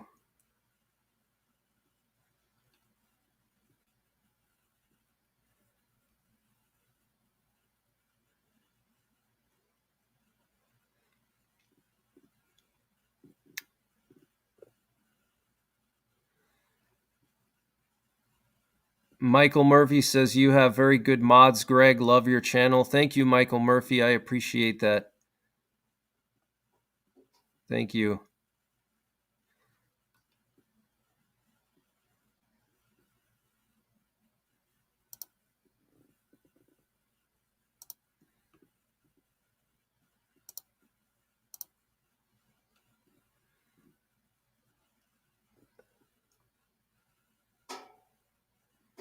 Mary Beth says, has there been any ceasefire in Ukraine since the beginning of the war? No, there hasn't, and likely there won't be any ceasefire.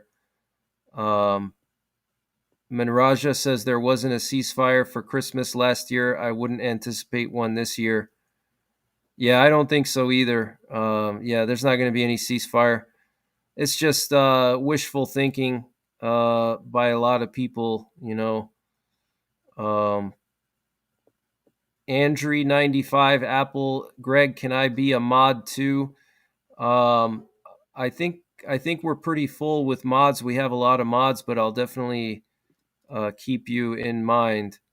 We have a lot of mods here.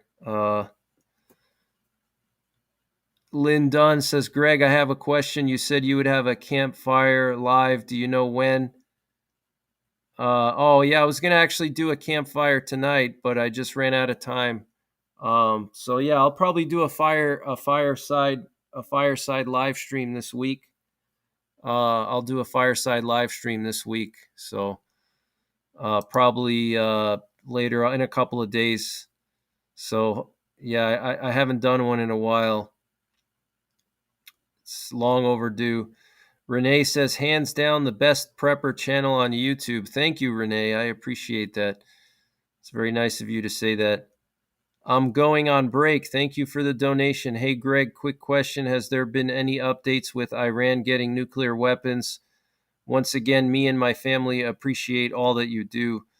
I haven't heard anything lately about Iran's nuclear weapons, but they're definitely building them up. But I haven't seen anything in the last few weeks. I haven't heard anything.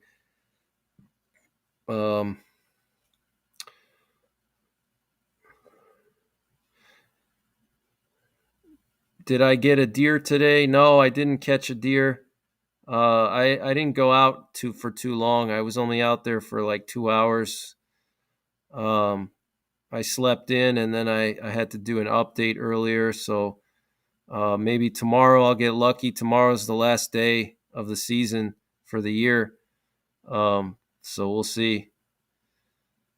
John Hoover says whoever gains air superiority will have the upper hand in the Ukrainian war. Yeah, air superiority will definitely help for sure. Definitely.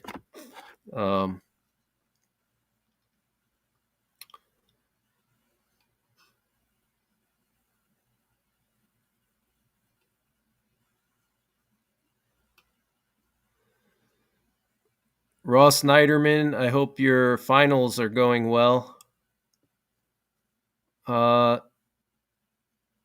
Coda Kins is asking for tips on nuclear preps with pets. I have a dog. Yeah, I guess for pets, you just want to bring your dog in with you to your shelter, wherever you're going to be sheltering to protect yourself from the fallout. You're going to want to just bring your pets with you. T.W. Perry, thanks for tuning in. I appreciate you moderating tonight. Really appreciate you. Thank you so much. And I'll be in touch with you. Hope you have a great night.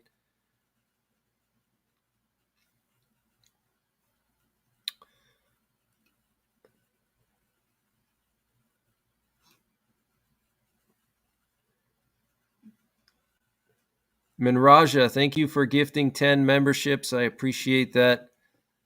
Thank you so much, Minraja. You've gifted a lot of memberships tonight. Thank you. Hope you're having a great evening.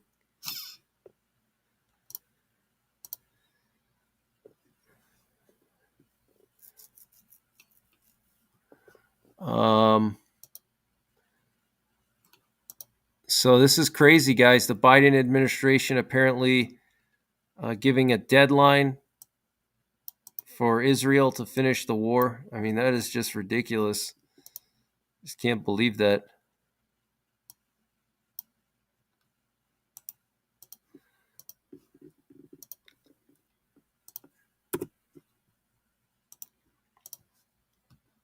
Yeah, I'm going to be releasing some footage from my hunting trips in the coming days, so you should see that coming out on the channel. I'll be releasing some footage from my trips. I have a lot of stuff planned for the channel besides just breaking news. I have some other things planned. So I think you guys are going to like that.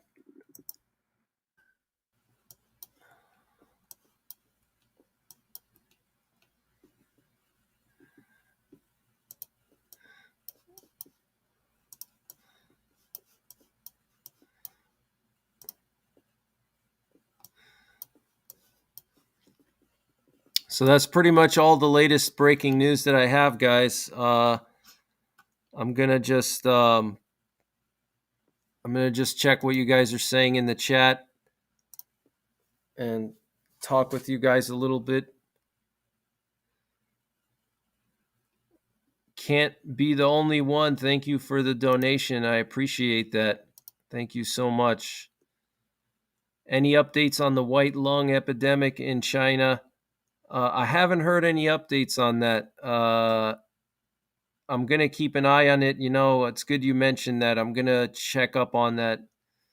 And when I do my update tomorrow, when I'm doing my research for my update tomorrow, I'll make sure to look into that and see what's going on. But I haven't heard anything about it yet lately. So it still could be, there could be outbreaks going on around the world. You know, we just haven't been told about it, you know. So make sure you protect yourself, you know, protect your kids. It's mostly affecting kids. So, you know,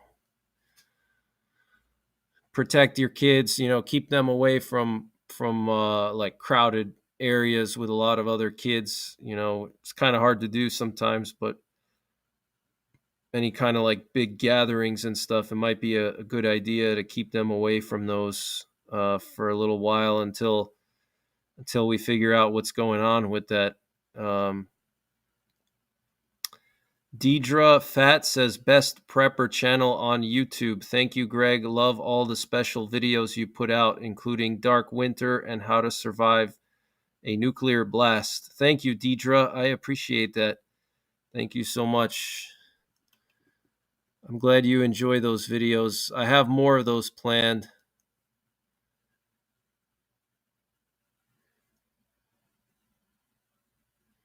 I have more Dark Winter and more nuclear war survival videos planned, so stay tuned. And I have a bunch of different things I'm going to be doing.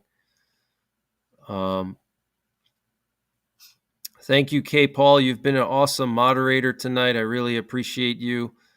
And thanks to everybody out there for all the kind words, all the emails, all the information you send me. I appreciate all you guys out there. I really appreciate it. How do you vent a Coleman stove while bugging out in a basement? When you say a Coleman stove, are you talking about like a gas stove, like a butane stove? Is that what you mean? In that case, just open a window. If you have a basement window, open a window. That should ventilate it. Maybe keep it close to the window so you get fresh air in. Andrew95 Apple says, anyway, guys, here in London, it is 3 a.m. For me, it's time to go to sleep. Thank you, Greg. Thank you to all the mods. Love you guys. Love all the community, and stay safe out there. Thank you, Andrew95 Apple. And you stay safe over there, too, in London.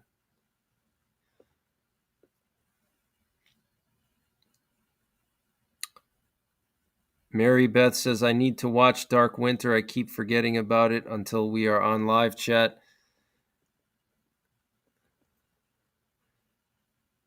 Coda Kin says 100, the best prepper channel. Thank you. I appreciate those kind comments. Thank you very much. Yeah,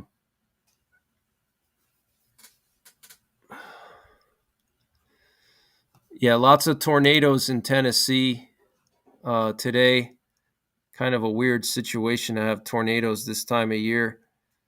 Even in Tennessee, it's a little bit strange.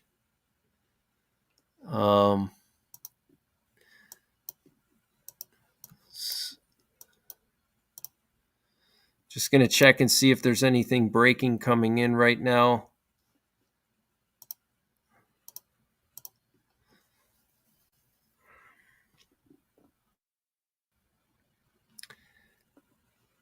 Yeah, so the U.S. Central Command is now saying that the French Navy came under attack by 2 Houthi drones in the Red Sea. So the French Navy is now confirming. The U.S. CENTCOM is now confirming that.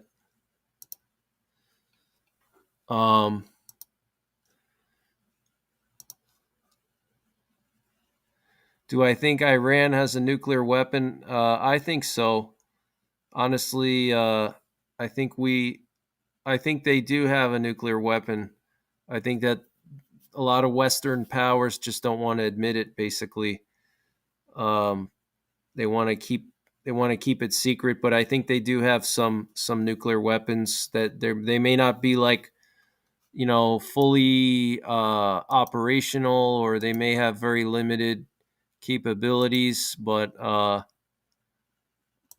they definitely do have, I think, some kind of nuclear weapons.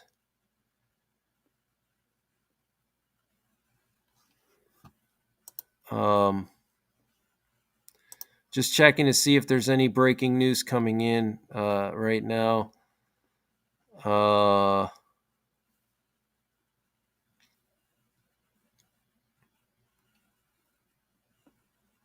North Korea is saying they're going to launch more spy satellites soon. They're going to launch more spy satellites soon.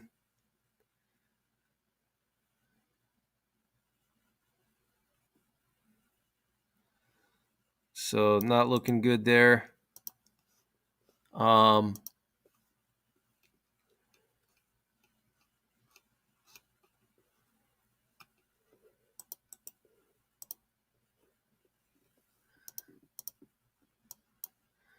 We have an aerial refueler active over northern Iraq right now near Erbil. They've been flying up there near Erbil for the last few weeks, actually. It's pretty weird. We still have this Seahawk flying in the Persian Gulf. I mean, it's very possible that the U.S. is going to launch some kind of massive strike on Yemen soon. It's very possible that we could see that happen.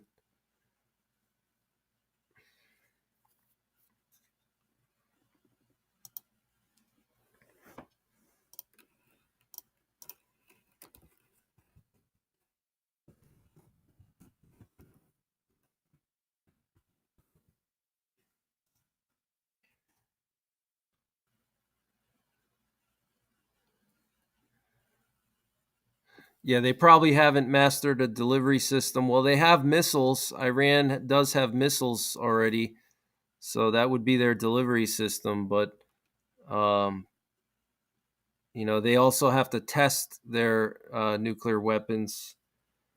Uh, so I don't know. I think it's possible that they already have nuclear weapons. I mean, we just don't know. It's hard to say, really. I mean, the U.S. government, they keep a lot of secrets, so it's possible they already have nuclear weapons, and maybe that's why they're afraid of striking Iran. I don't know. Um, they've had so many years to build them.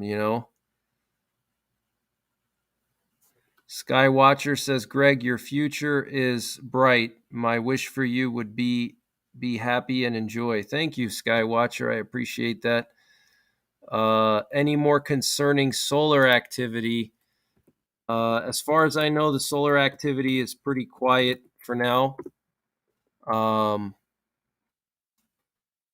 right now, it's pretty quiet, but that could change any day. So I'll definitely keep monitoring it for you. But so far, solar activity is quiet at the moment.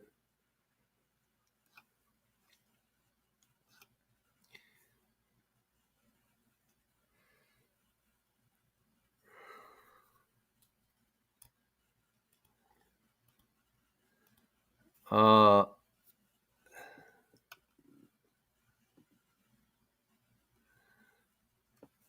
yeah, we're gonna have to wait and see what happens with Iran, but eventually the U.S. and NATO are gonna have to do something about Iran. It's just unavoidable because Iran is, uh, continuing to build their weapons up, and if Iran had sophisticated nuclear weapons, that would be really bad. I mean, that would be terrible. Um,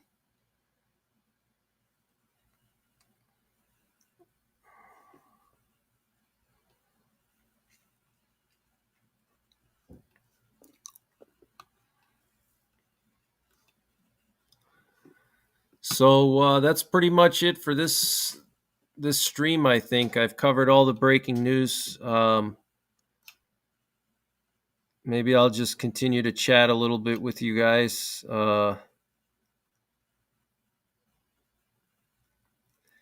Patrick Smith says I'm gonna have to listen to the archived edition tomorrow.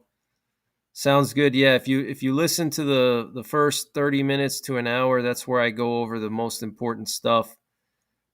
That's basically with all my streams, I always cover the most important stuff in the first hour, and then after that, I just talk with the audience. So, um, Ross says stay for a little longer. Sounds good. I'll stay for a little longer. There's a new Twister movie coming out. Interesting. That's pretty cool.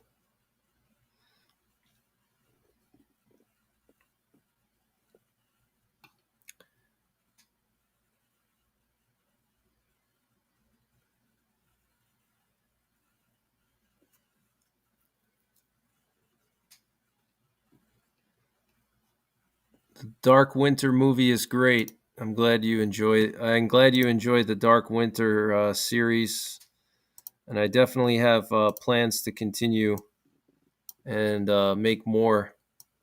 So I gotta film some more. I'm gonna film some more soon. Um, it's just the breaking news takes priority over things like that.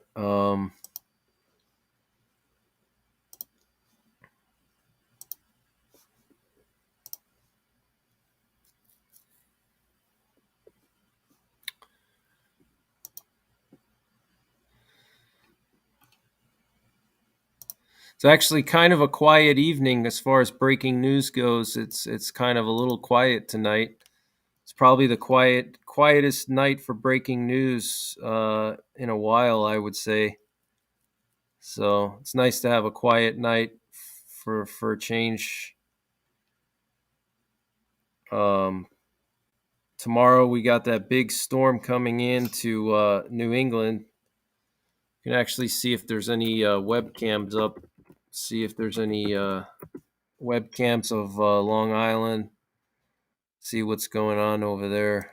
You might even start to see some of the wind picking up already. Anybody out there from Cape Cod or Long Island? If you want to let me know if you have any wind, if you're experiencing any wind where you are. If the wind started to pick up yet or not.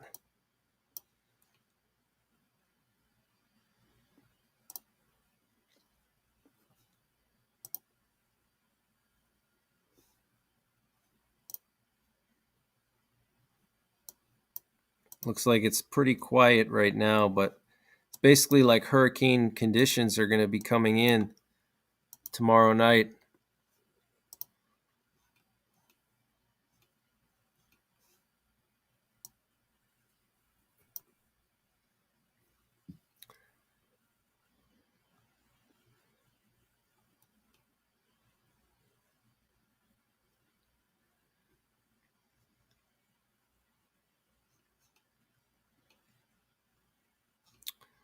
Looks like the F-18s are practicing flights off the Dwight Eisenhower. CENTCOM posted this picture here.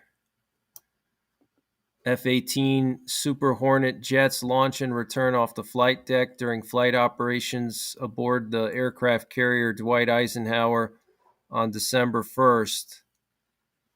So that's pretty interesting.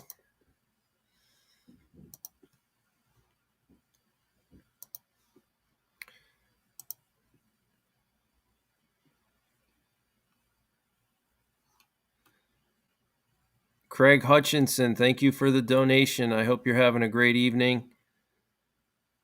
Ross Snyderman says, calm as can be tonight, kind of eerie outside. Yeah, calm before the storm, literally. Jelly Bean says, we are on alert for severe weather tomorrow in Virginia. PZ says, I'm here in North Babylon, Long Island. It's a beautiful evening. Okay.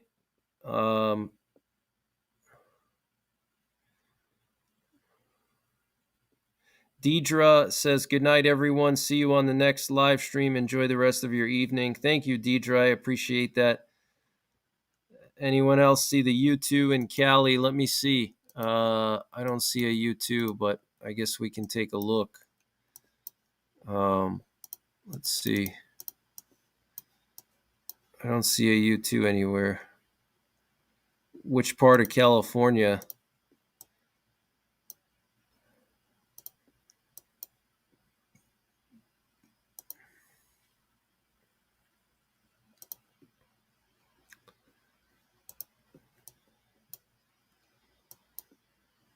Yeah, I don't see a U2 anywhere.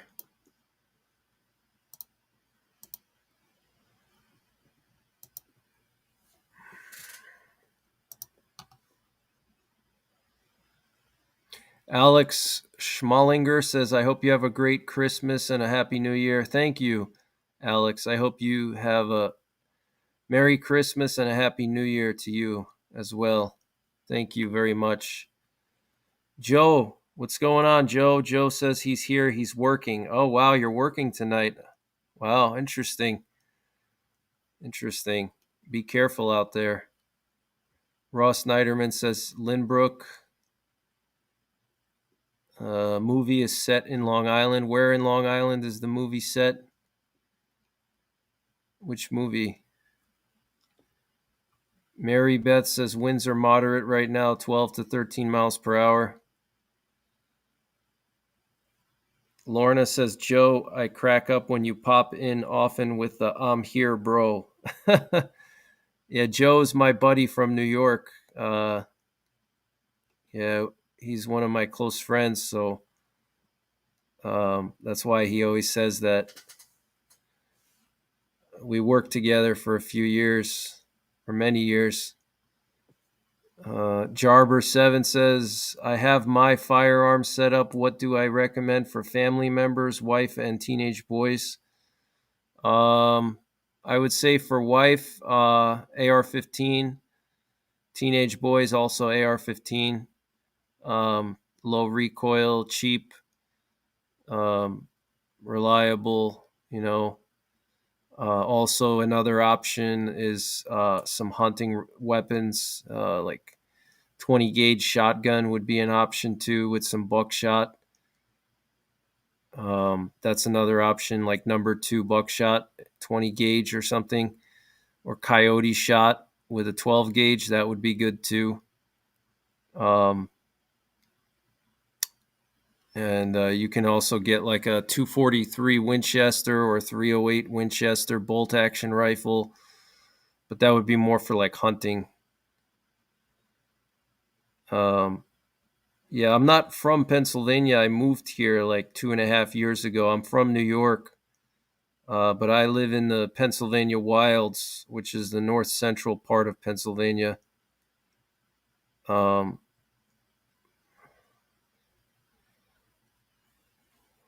So I'm in the most secluded part of the whole state, basically.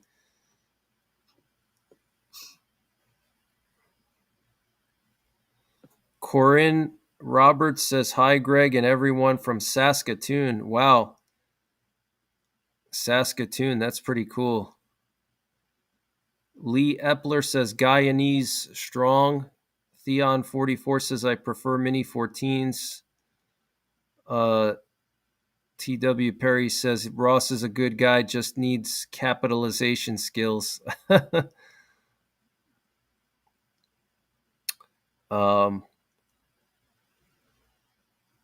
PZ says, big ups to all Army Germany. How far am I from Somerset? I don't know. I'd have to check. It's a good distance away. Probably if it's a couple hours away, Somerset. It's pretty far. It's not too far, but it's a good distance away. It's not as far as like Philly or something, or Pittsburgh, but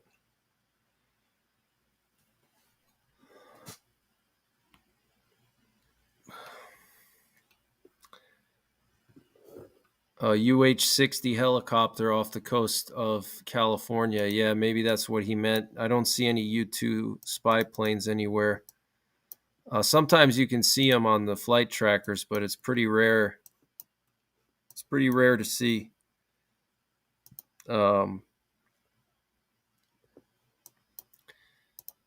So, yeah, I'm going to try to cover the Putin end of the year press conference, which is this Thursday, I think. I'm going to try to cover that live. So that'll be pretty interesting. Hopefully I can find a source for that. I think the Kremlin website usually posts that.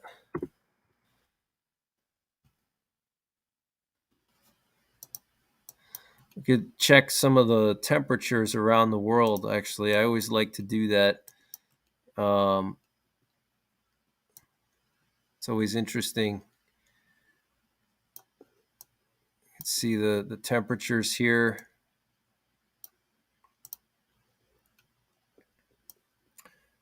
Here's the U.S.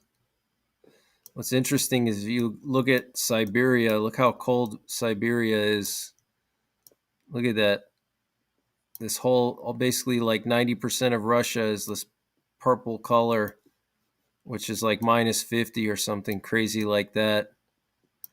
Got Ukraine, Poland, Belarus, the Baltics are all very cold right now. Romania, we got temperatures in the 20s and 30s.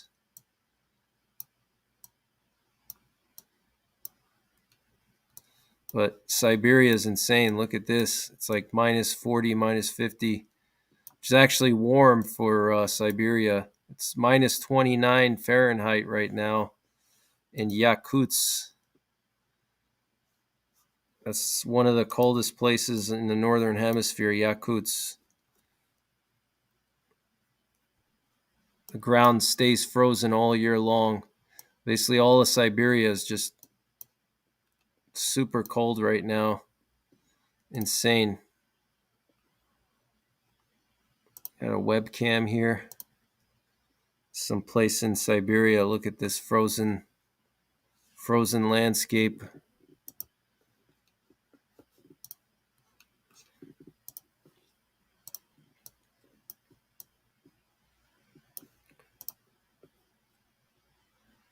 Someplace near Lake Baikal.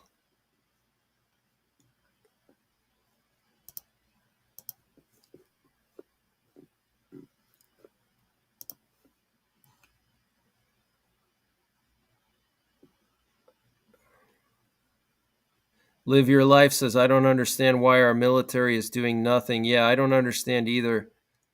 Have I ever been to the Flight 93 Memorial? Yeah, I actually made a video about it. Yeah, there's a video on my website. I'm sorry, on my channel in the playlists. If you go to travel in my playlist, you go scroll through all of them and look for travel, and I posted a video on my trip to the Flight 93 Memorial. I went there trying to think, I went there last summer, 2022. I went there, and then I also went to the Q Creek Mine rescue site, and I made a video about that. So yeah, it's up on the channel. Alex says, I've been to the Adirondack Mountains. Yeah, the Adirondacks are very pretty. Very nice place, the Adirondacks. Very cold there. Lee Epler says, pray for Guyana. Greg, thanks for reporting on the situation there. Yeah, no problem. Do I believe in stacking gold and silver? Yes. If you have the funds for it, definitely get some gold and silver. If you have the money, definitely a good thing to do. For sure. Maybe start with silver first, because gold is more expensive, and silver's in smaller. You can get silver in smaller denominations, I guess. So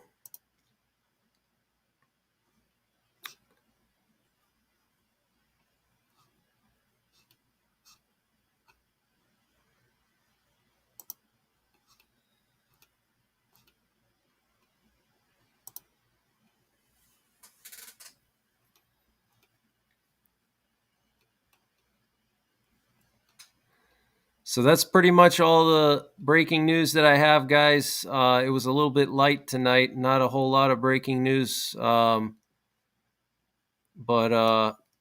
still there was some big news tonight with the French warship that got hit by the drones, and the president of Guyana is going to be meeting the president of Venezuela to apparently in person. We'll see if that actually happens. I'm not sure if that's going to actually happen or not, but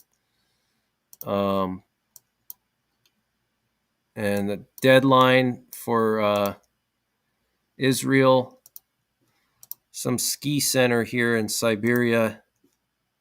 It's always cool to look at stuff from Siberia, because Siberia is just so isolated. Sometimes I just get bored and I just look at like Google Street View of Siberia, just like random tiny little towns in Siberia. It's just so fascinating how people live in those really secluded areas, just thousands of miles away from everything. It's crazy. But look at how cold it is in Siberia compared to the U.S. It's insane.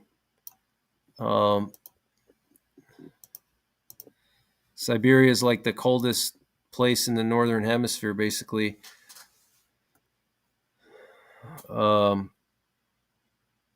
Desert Racer says, thanks again, Greg, for the updates. No problem. Tanya Womack, how's it going? Ross says quiet news tonight. Yes, it is a little on the quiet side tonight. Susan Cole says, well, since I'm in Montana, I'd probably be toast. How do people live in Siberia? Yeah, they're very resilient. A lot of the people in Siberia, they're very resilient. What's crazy is how the farm animals out there survive. Like, people have horses there, they have cows. How the heck do they stay warm when it's like minus 70? That's insane. That's like the normal high temperature for, if you look at like Yakutsk and many places in Siberia, many of the Siberian cities, their normal high temperature in January is minus 50. I mean, that's just ridiculous. Think about that. Normal high temperature. It's just insane. So like here we're looking at Yakutsk. Let's see, where do they have the normals? Here we go. It's crazy. Let's see here. So in January, the average high temperature is minus 30 degrees Fahrenheit in Yakutsk. Minus 30 is the average high. The average low is minus 40. That's insane. For many places, that's like record cold. But I know there's other places in Siberia that are even colder, where it's like minus 50 is like the high. I can't remember. I think that might have been some other place, unless they revised it. Oh yeah, this place called Oymyakon. That's another place in Siberia. Average high temperature is minus 43 degrees Fahrenheit in January, and the average low is minus 56. The record low was minus 85 degrees Fahrenheit in January, and the record low in February was minus 89. It's ridiculous. Insane.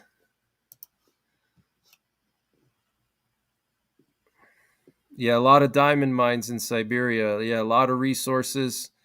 They have all kinds of resources in Russia, the lithium or something, boron. There's like a huge town in Russia. I think it's Norilsk. Norilsk. It's like there's like all these boron mines there. Is it boron? I don't remember what kind of mine they had there. But Norilsk, they have a huge mining there. Nickel. Norilsk is located on top of the largest nickel deposits on Earth in Norilsk. It's pretty crazy. This is the center of Norilsk. Has that Soviet architecture here. It's like from a James Bond movie. It's bright yellow paint. It's interesting.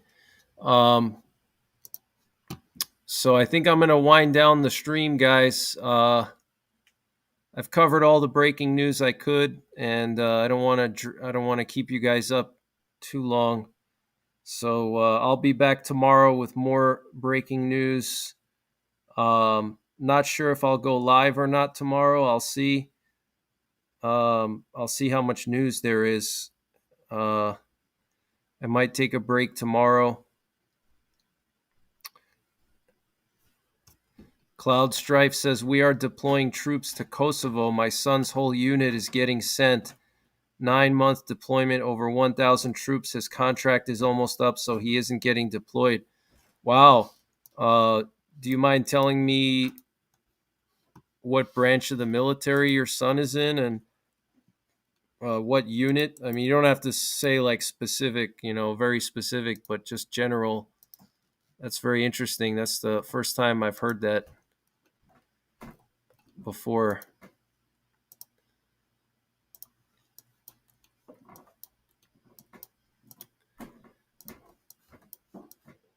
I still have to do the giveaway for the 100,000 subscribers.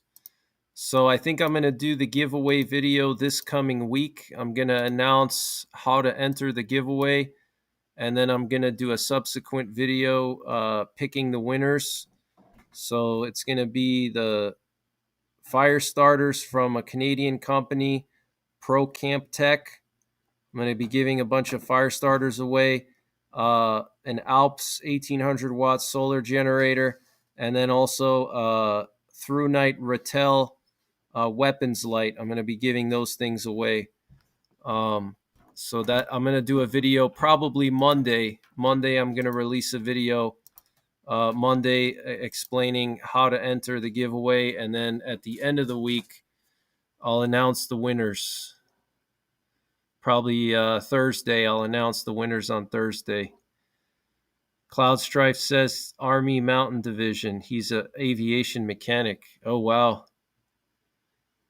Interesting.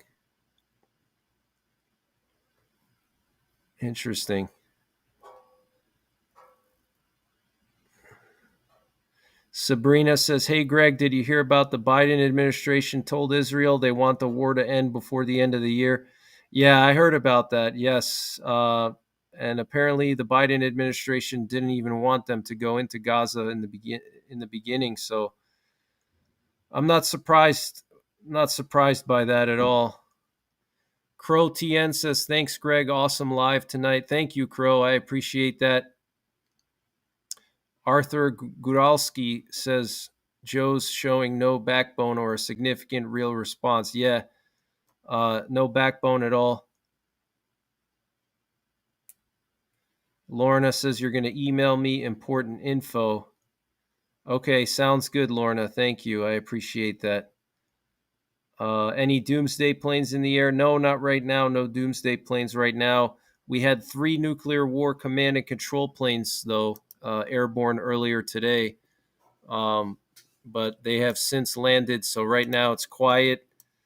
But I do expect things to really pick up soon, and I'm very concerned about terror attacks this holiday season. I'm very concerned about it.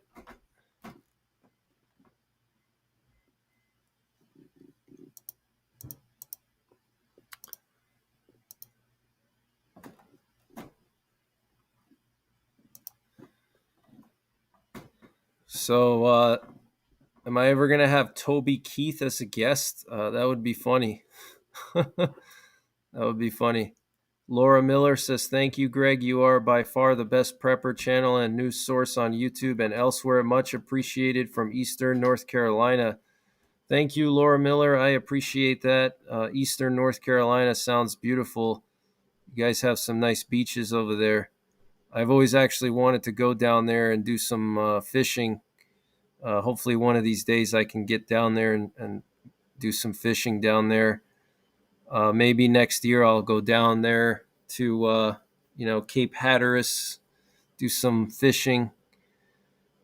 So that's pretty much it, guys. I'm going to wind it down.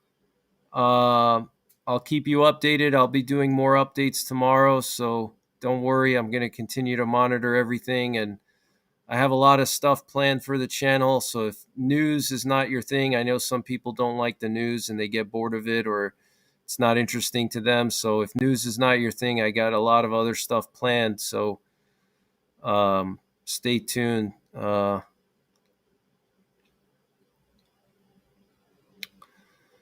So thank you guys so much for all your support. I really appreciate it. All the mods, all the regulars. Thank you guys so much. Lorna, K. Paul, Ross Snyderman, Kincoy, Crow TN, TW Perry, Joe Romanino. Thank you guys so much for tuning in and dealing with the trolls. I appreciate it.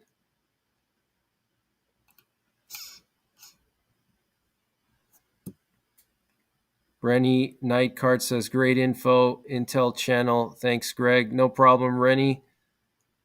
So have a good night, everybody. Thank you for showing up, and I'll see you guys soon. I'm not sure when I'll do the next stream. Maybe I may take tomorrow off potentially. We'll see. But I'll definitely be doing news updates, so like video updates. So have a good night, everybody. Take care. God bless. And don't forget the 3 Ps: prepare, practice, and persevere.